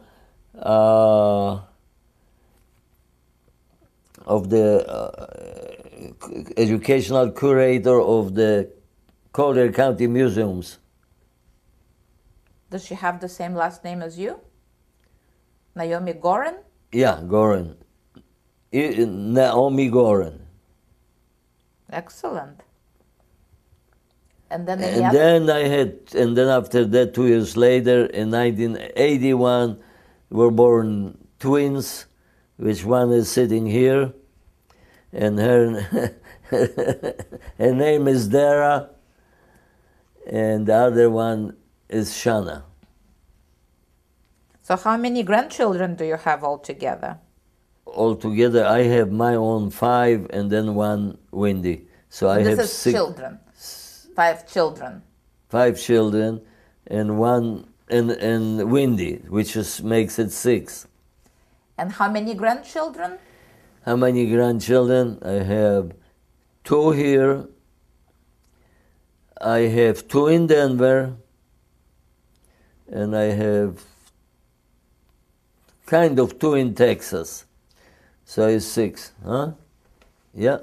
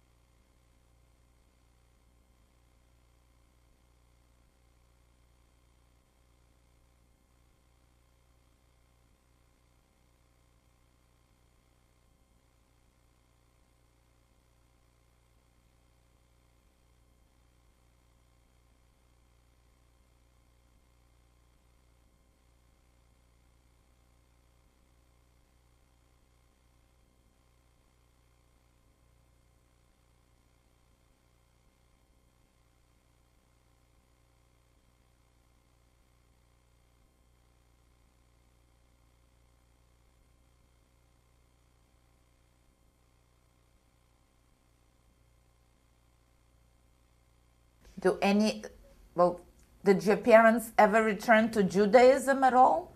Who? Your parents? My parents? Did they ever return to Judaism? Did they Turned attend? to Judaism? It's a kind of a tricky question because they never left Judaism. Here we probably be colliding because I think that you don't really have to practice to be Jewish. Like I said, I don't practice, but I think I'm as Jewish as anybody can be. Do your children believe the same way you do? Not all of them, because my second wife was Catholic. And as you probably know, in order to be Jewish, your mother has to be Jewish, or you have to convert. Her mother is not Jewish, and Shana's mother is not Jewish, and Naomi's mother is not Jewish. I don't think Dara and Naomi practice religion. Shana had a problem. She had a problem mainly with alcohol and drugs. And she went to a women's rehabilitation center in Georgia that she stayed 9 months. And this rehabilitation center is Christian women. And she got into this Christian thing, and she's doing good, she's better, she's not, right now we don't know how long it lasts, I don't know, it might be forever, because she was before then in several rehabilitation centers, but not for this kind of time. It was usually a week or so, or 10 days, and here this was something very serious. And she is right now living with her mother, with their mother, with my ex-wife, and looking to get the stuff. She just came back a couple of weeks ago, and she's looking to settle somewhere. She's looking for a job. I don't know, she never went to college. There I went to college, some college partially, and then she decided that college is too much of a party town. And But you went to the Polytechnical Institute, right? not just that, I also studied at the Technion, the Israeli technology, which I equal to the any best technological institutions in the world. I think the Technion is, if not number one, he is up there. And then what did you do after you graduated? What did you do for your career? What did I do for my career? In Israel, I worked for the military industry. I set up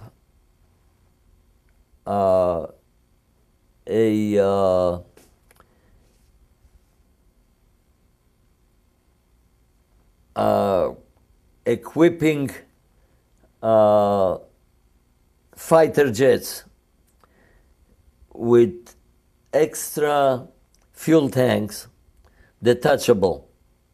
At that time, and you were talking about 40 some years ago, it was $250,000 each. Very, very hard to do. I don't know how much it is, but the fuel flow in a fighter jet who does all the things cannot be interrupted in any way or shape. So the tubes have to be perfectly bent and in a perfect radius, and cannot have, like you sometimes see tubes in automobile industry, that they are shrink when they bend them. You cannot have that. When you bend a tube like that, you have a mandrel inside that is the size of the tube, that does not let it shrink. Do you understand what I'm saying? Something inside. If nothing inside, it'll rip. But if something is holding it inside. So that's what I did. I evaluated through the Israeli military industry to the United States government, the first shut down MiG in Korea. They brought it to Israel, to my laboratory, to evaluate and to check and see if they have something we don't have. My first response was this a high school project or what? That's the difference was between we were doing, and we had two engineers from the United States that came to help us to set up. Now, how did I wind up doing this aluminum thing? I worked for the Haifa shipyards, and I designed a deck. We had a landing crafts that go on and had a helicopter deck.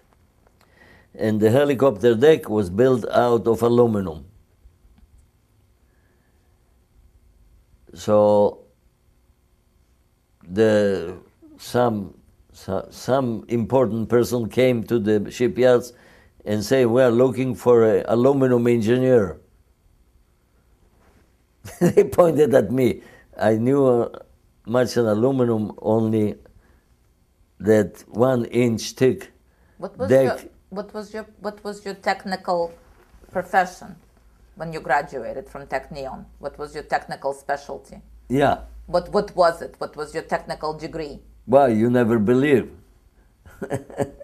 Heavy equipment, which I never worked at. So from heavy equipment. That's funny, I know. But when I came to the United States, the first thing I did, I went to Colorado University. And I studied at Colorado University business management to get familiar with the technology and business that's going in the United States. So you were telling us about Colorado and how you went to school Well, there. I went to Colorado, of course. Why did I leave Israel and went to Denver? Because my dad was pushing me on every telephone, on every letter. When are you coming? We want you here. Your family is here. Your brother is here. Your sister is here. As a matter of fact, my brother at that time went to Air Force Academy. Not as a pilot, as a musician. He was the concertmaster of the Colorado Symphony. That's not the Denver Symphony, it's Colorado Symphony, which had all the outstanding musicians for all the Colorado schools, universities, and Colorado Symphony, and my brother was the first violinist. He played with the Polish Radio Orchestra when he was 7 years old. He played violin. And I told you now he's a geophysicist. this would be a good time to ask, when were your brother and sister born? What years were they born? My sister was born in... My brother was born first in 1948, after we came back to Poland, and my sister in 1950, same year as your mother was born.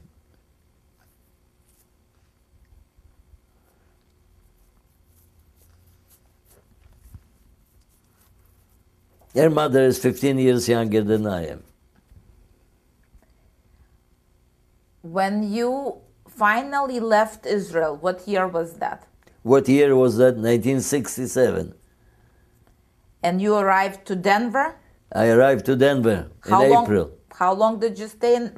How long did you live in Denver? 20 years? 20 years. And where did you go after that? When did I... Where did you go after Denver? Bonita Springs. Not really. Naples. So you came to Naples in? I came in Naples in the first time in 1986. But just, actually, I would, if I would have to put in the record, I would say in 1967 that I came, not 67, 1969. But not to settle. As a matter of fact, I came with somebody who was going to buy a ship to convert into a luxury yacht. It was a retired football player. His name was Fred Levy. He played with the Houston Oilers. There's no Houston Oilers anymore now.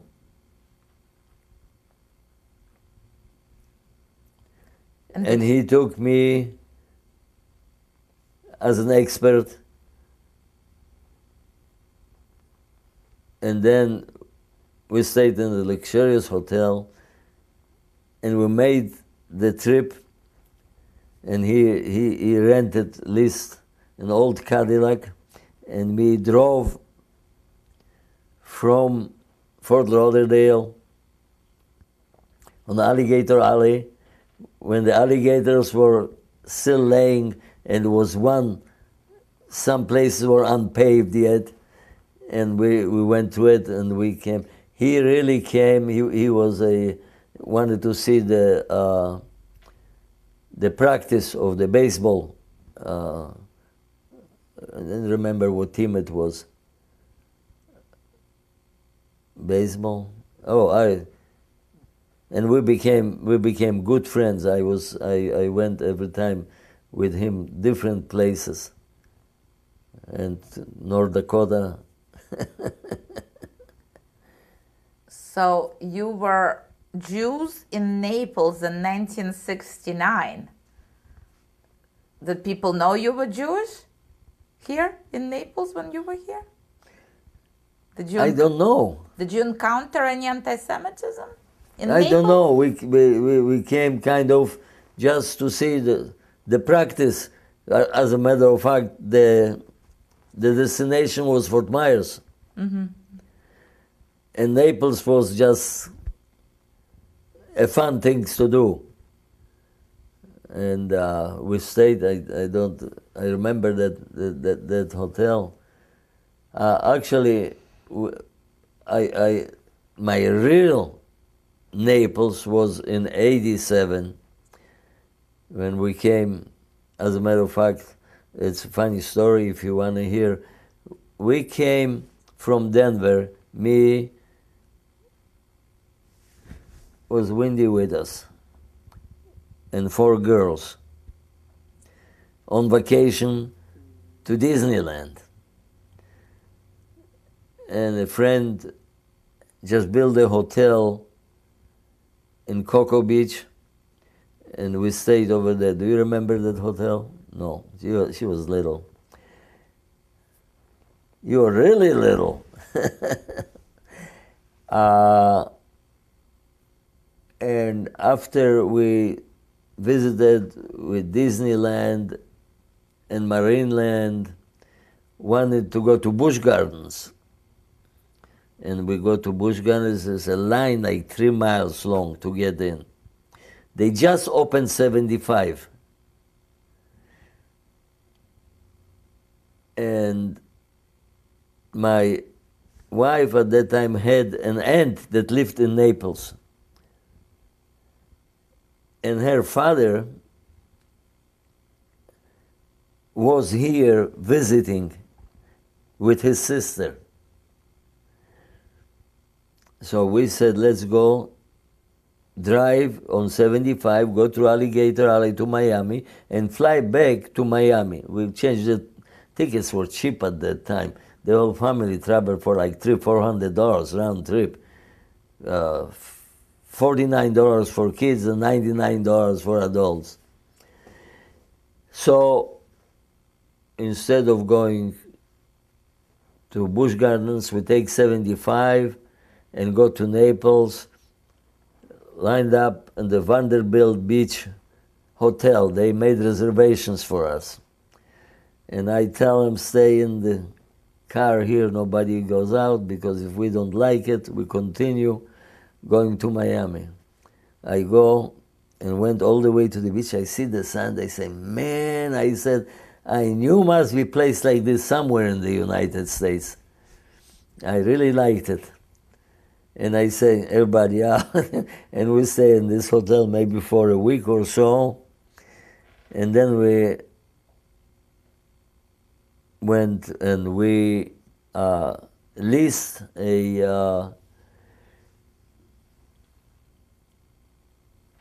an apartment, 517 Bluebill Avenue. As you go over the bridge, you know where those towers are. One of the towers, beautiful, right? Beautiful view of the ocean and beautiful view of Wiggins Pass over there. And we stayed there, and they sold us a house in Bonita. But we moved a few times. In August, I think they sold us the house. We moved, so we're living there few times because we were coming back and forth. Finally, we moved to that house in Bonita, and I still live in that house. It was in '87, so now it's 27 years, going to 28.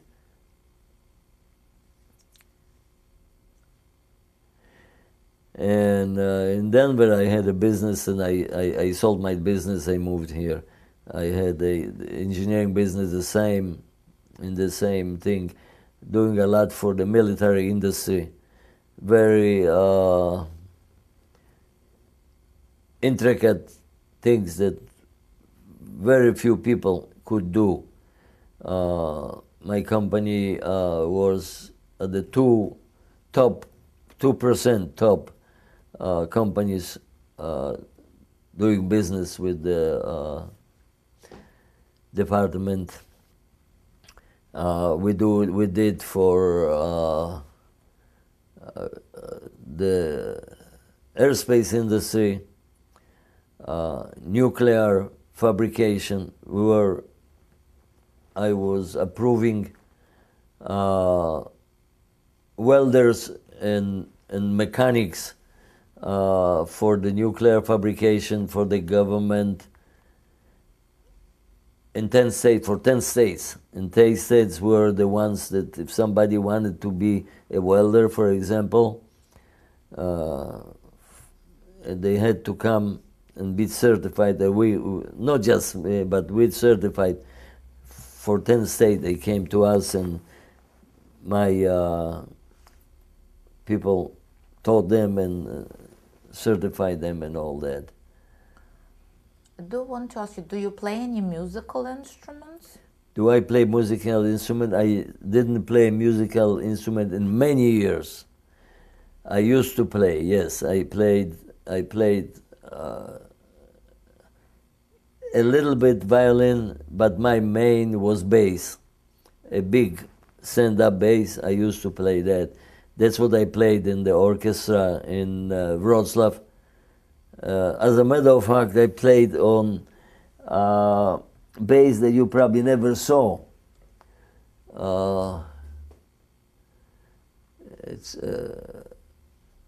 I'm trying to remember the name because we had a lot of instruments in the orchestra, like mandolins and things that came from that people. He was teaching. Jacob was teaching people. We had classes like 2-3 times a week. Anybody who wanted to come, we had the instruments, and he was teaching them. And then once they were qualified, they moved. And that's how we had a big orchestra. We performed in big theaters, and our main opening number was Oda do Stalina. Which means? Which means the glory to Stalin or something like that.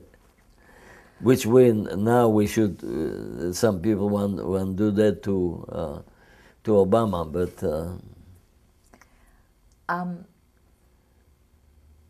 You always refer to your father as Jacob. You say, instead of saying my father, you say Jacob. Right, because he was not my natural father. My mother divorced from her natural father when she was pregnant with me. She married Jacob when she was pregnant, and everybody assumed that it was Jacob's, that I was Jacob's son. But she almost told me, and I met my real father in Israel. When I moved to Israel, I found him. He lived in a kibbutz. He survived the Holocaust and married another woman that survived the Holocaust, that she had a son that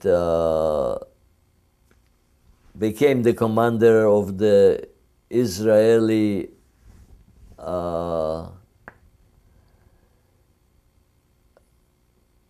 you call him? They don't call them the SEALs. In Israel they call him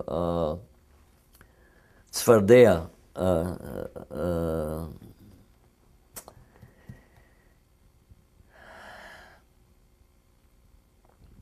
Anshe Tzfardea. But anyway, this is another similar to that. And he died of diabetes, which I have a borderline. I have to watch it carefully. I check my sugar several times a day, and I'm under total control. But then then they didn't have all the knowledge, and this was, he probably died about, I think he was 60-some years old, young, very, very young, and he was also bald, and they told me that I'll be bald, but I'm not, and my son is not either, so doesn't have to do anything.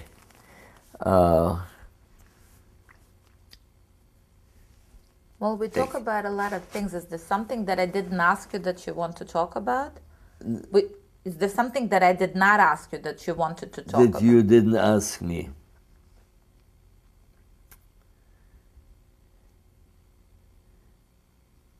Well, I guess the Holocaust is the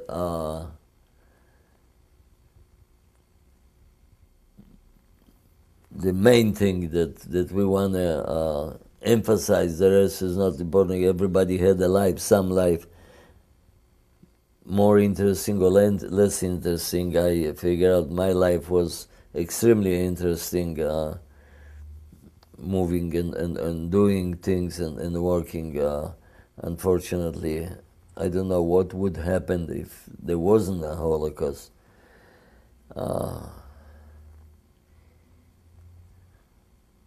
Do you think that, can you tell us if you think Holocaust has left an impact on you?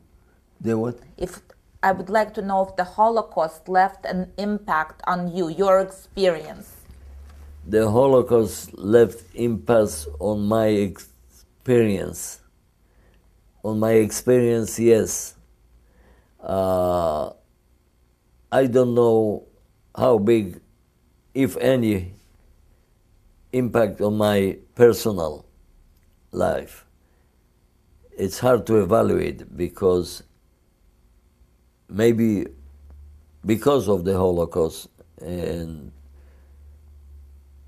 survive it and being Jewish, I got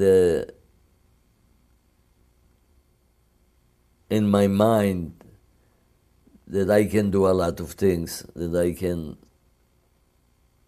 can survive everything. And I'm still saying it. I survived the Holocaust, I'm going to survive that, which never really come anything to, I say I survived several weeks in the forest as a 4-year-old, feeding my family.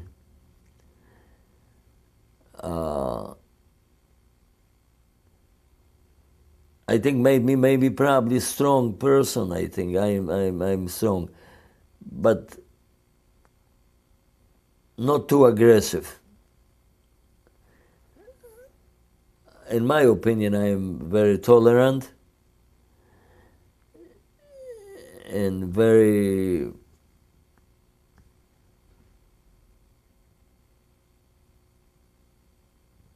forgiving, I think. Except I cannot forgive that much the Polish people. Why they did this? The reason why they did those things were so selfish and so low down that I cannot understand that human beings can do that. It's like almost barbaric.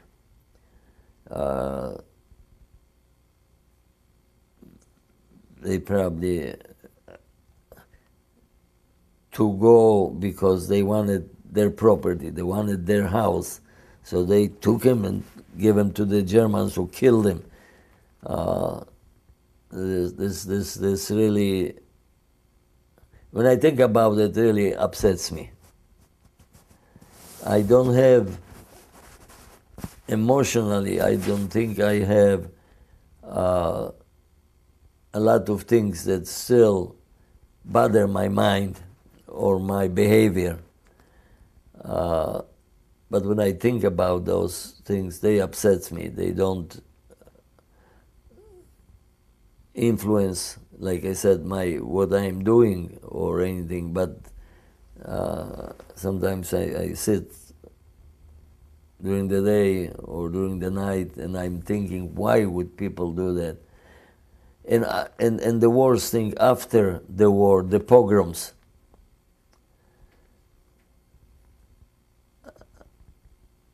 They're unbelievable. But on the other hand, again, I say people, when I read about people who help endangering their own lives, help Jewish people, save them, hid them in their homes or under their floor, digging out,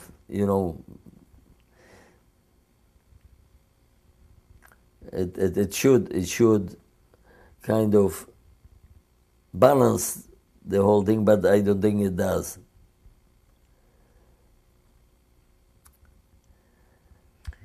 we are having this conversation right now at the time where many things are happening politically.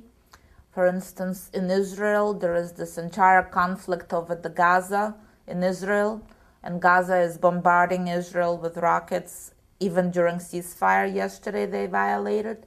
And yesterday, this journalist was beheaded, United States journalist was beheaded by ISIS. In light of all of this and of what you just said, I'd like to hear what your message for the future generation is.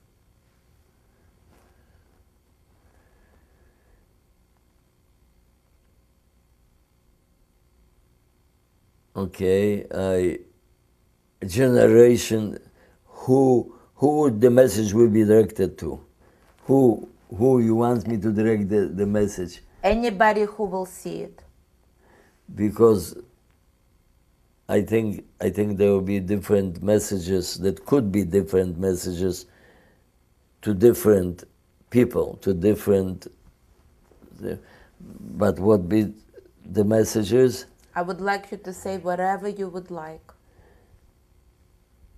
The message, my message is that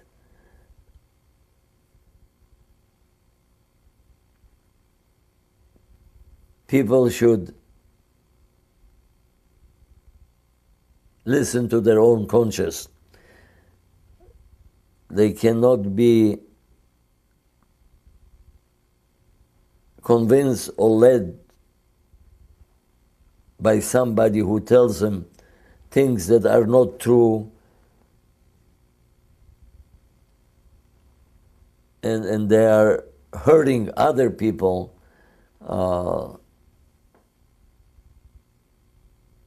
To go and follow some leaders blindly, because what they say sounds good, sounds right, but they are false and they are lies. Hitler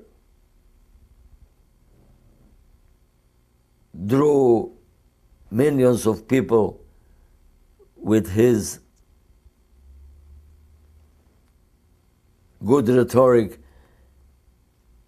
and things that he said appealed to people,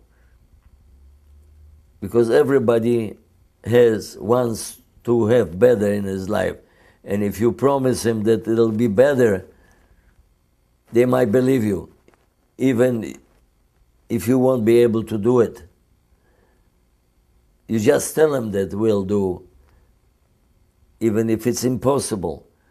People want to believe and try to believe, and everybody should just go by their conscience, what is right and what is wrong. Not be a sheep, be individual. Everybody should think for himself and not listen to what somebody else tells them. I think if everybody would do that, we would be able to avoid a lot of conflicts and a lot of things, because people are good, people thinking right, and even if they are weak in their mind, they still have a heart, and they still know what is right and what is wrong. And hurting other people,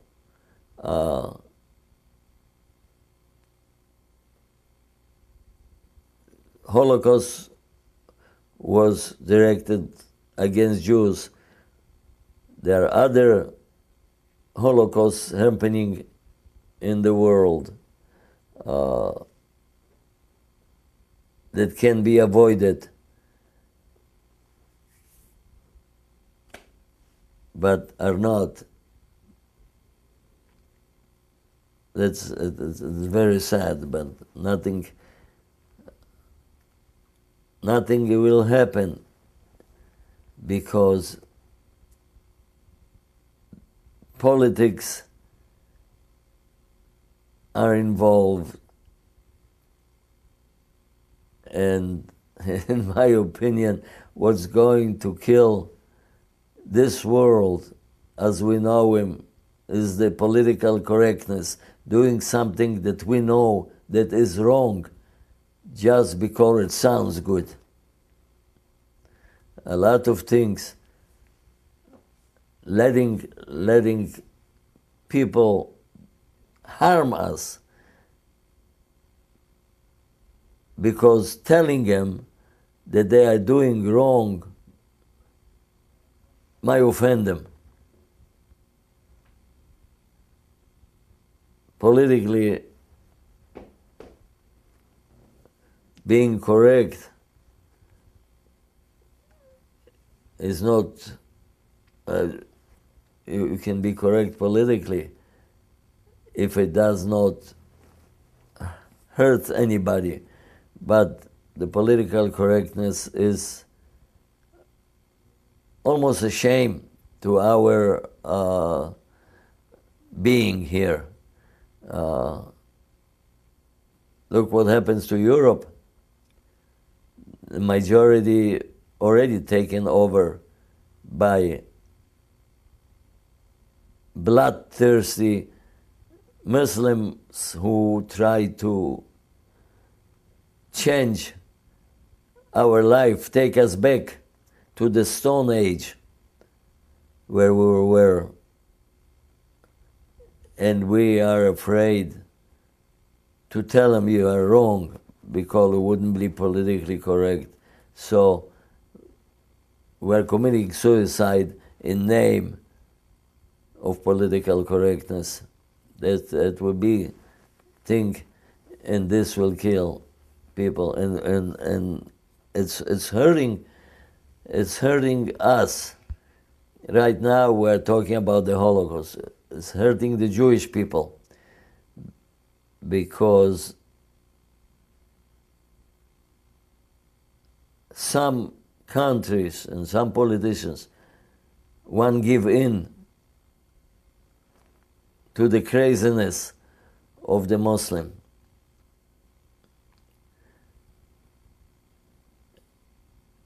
And by giving in to them, not just that they hurt themselves in their countries, but they hurting the Jewish people around the world.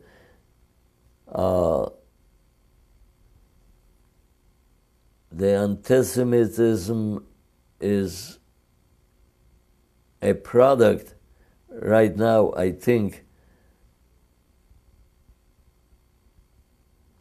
in 80 or 90% of the Muslim taking over the world. And where I think, in my opinion, soon, I hope sooner or later, they will wake up. The people will wake up. The people in the United States wake up. You hardly believe that in Orlando last weekend we had Hamas marching hundred with the explosives, with the grenades around there, with the belt, what they call suicide belts, and the thing, and I saw a picture of it, and on the internet, somebody put it in. Somebody wrote in on a motorcycle. He said he always fell off. He couldn't believe. In Orlando, hundreds of them marching, terrorists, telling us what to do. So what would you like to say to people about Israel? Say again? You had a message for Israel. I'd like you to say it. For Israel? For Israel, I say what I told you in private, that Am Israel Chai. And David Melech Israel Chai V'Kayam. We are here for thousands of years, and we are not going anywhere. We are going to stay where we are and get better. And everybody who hates us will have to take the hate somewhere else, to hate somebody else, or just forget it.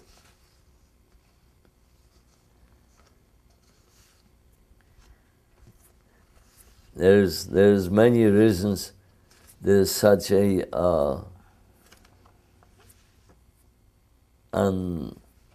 unlogical thing that happens. Somebody came up the other day and said in Poland, like for example, I didn't see a lot of Jews farmers working the land. Of course you couldn't see, because there was law that the Jews couldn't own land. So they had to go and become something they could. They couldn't, they become doctors. They become lawyers. They couldn't run. This is the first time right now that Ford company has an executive who is Jewish. Right now, the original Ford was a big anti-Semite. The Ford second now, who is running the company, is a okay guy. And he hired a Jewish guy, a Jewish person. His name is Fields. He is the president of Ford right now. Why?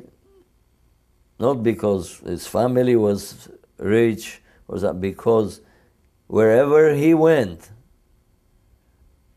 the company grew. They sent him to this division. Suddenly the division was number one. They told him that he sent him to Brazil. The Brazil division was failing. Suddenly the Brazil was making money. When General Motors and Chrysler took our money, took together over $100 billion, if the stimulus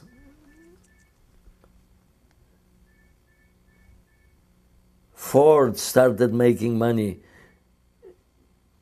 and because of this Fields, Ford made $48 billion profit. And I can see now a change in the advertisement of Ford and all this. Now, Jewish person.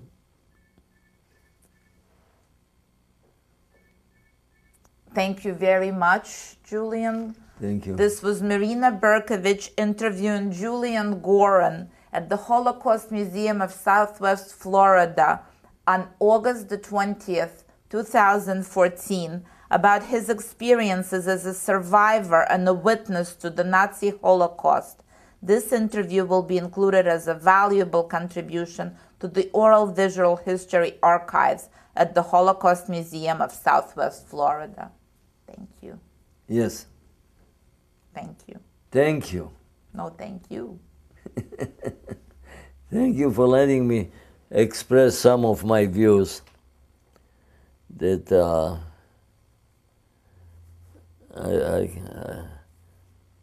I can talk about some things for forever.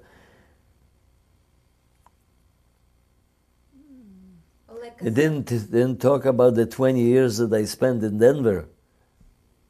Like I said to you before, at any point in time, if you remember some other things, Holocaust Museum, of course, is most interested in your wartime story. They are very much interested in what happened to you after, and you made some comments. I just want to share my point of view.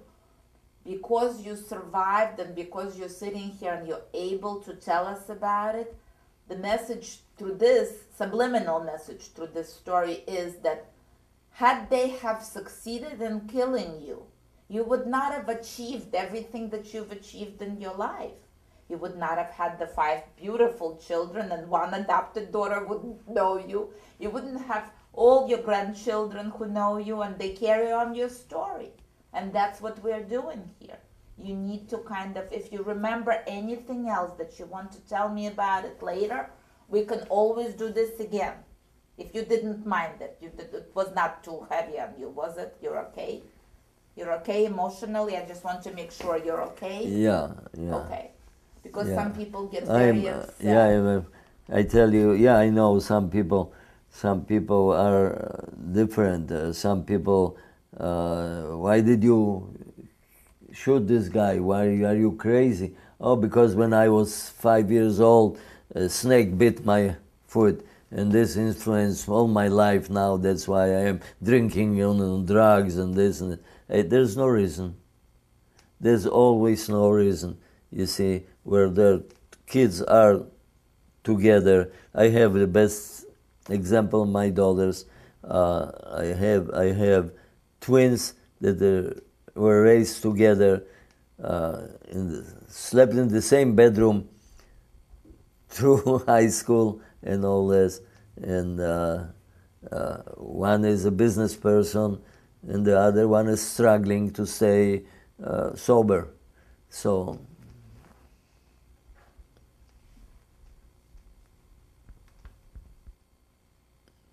It's, it's a harsh reality of life, unfortunately.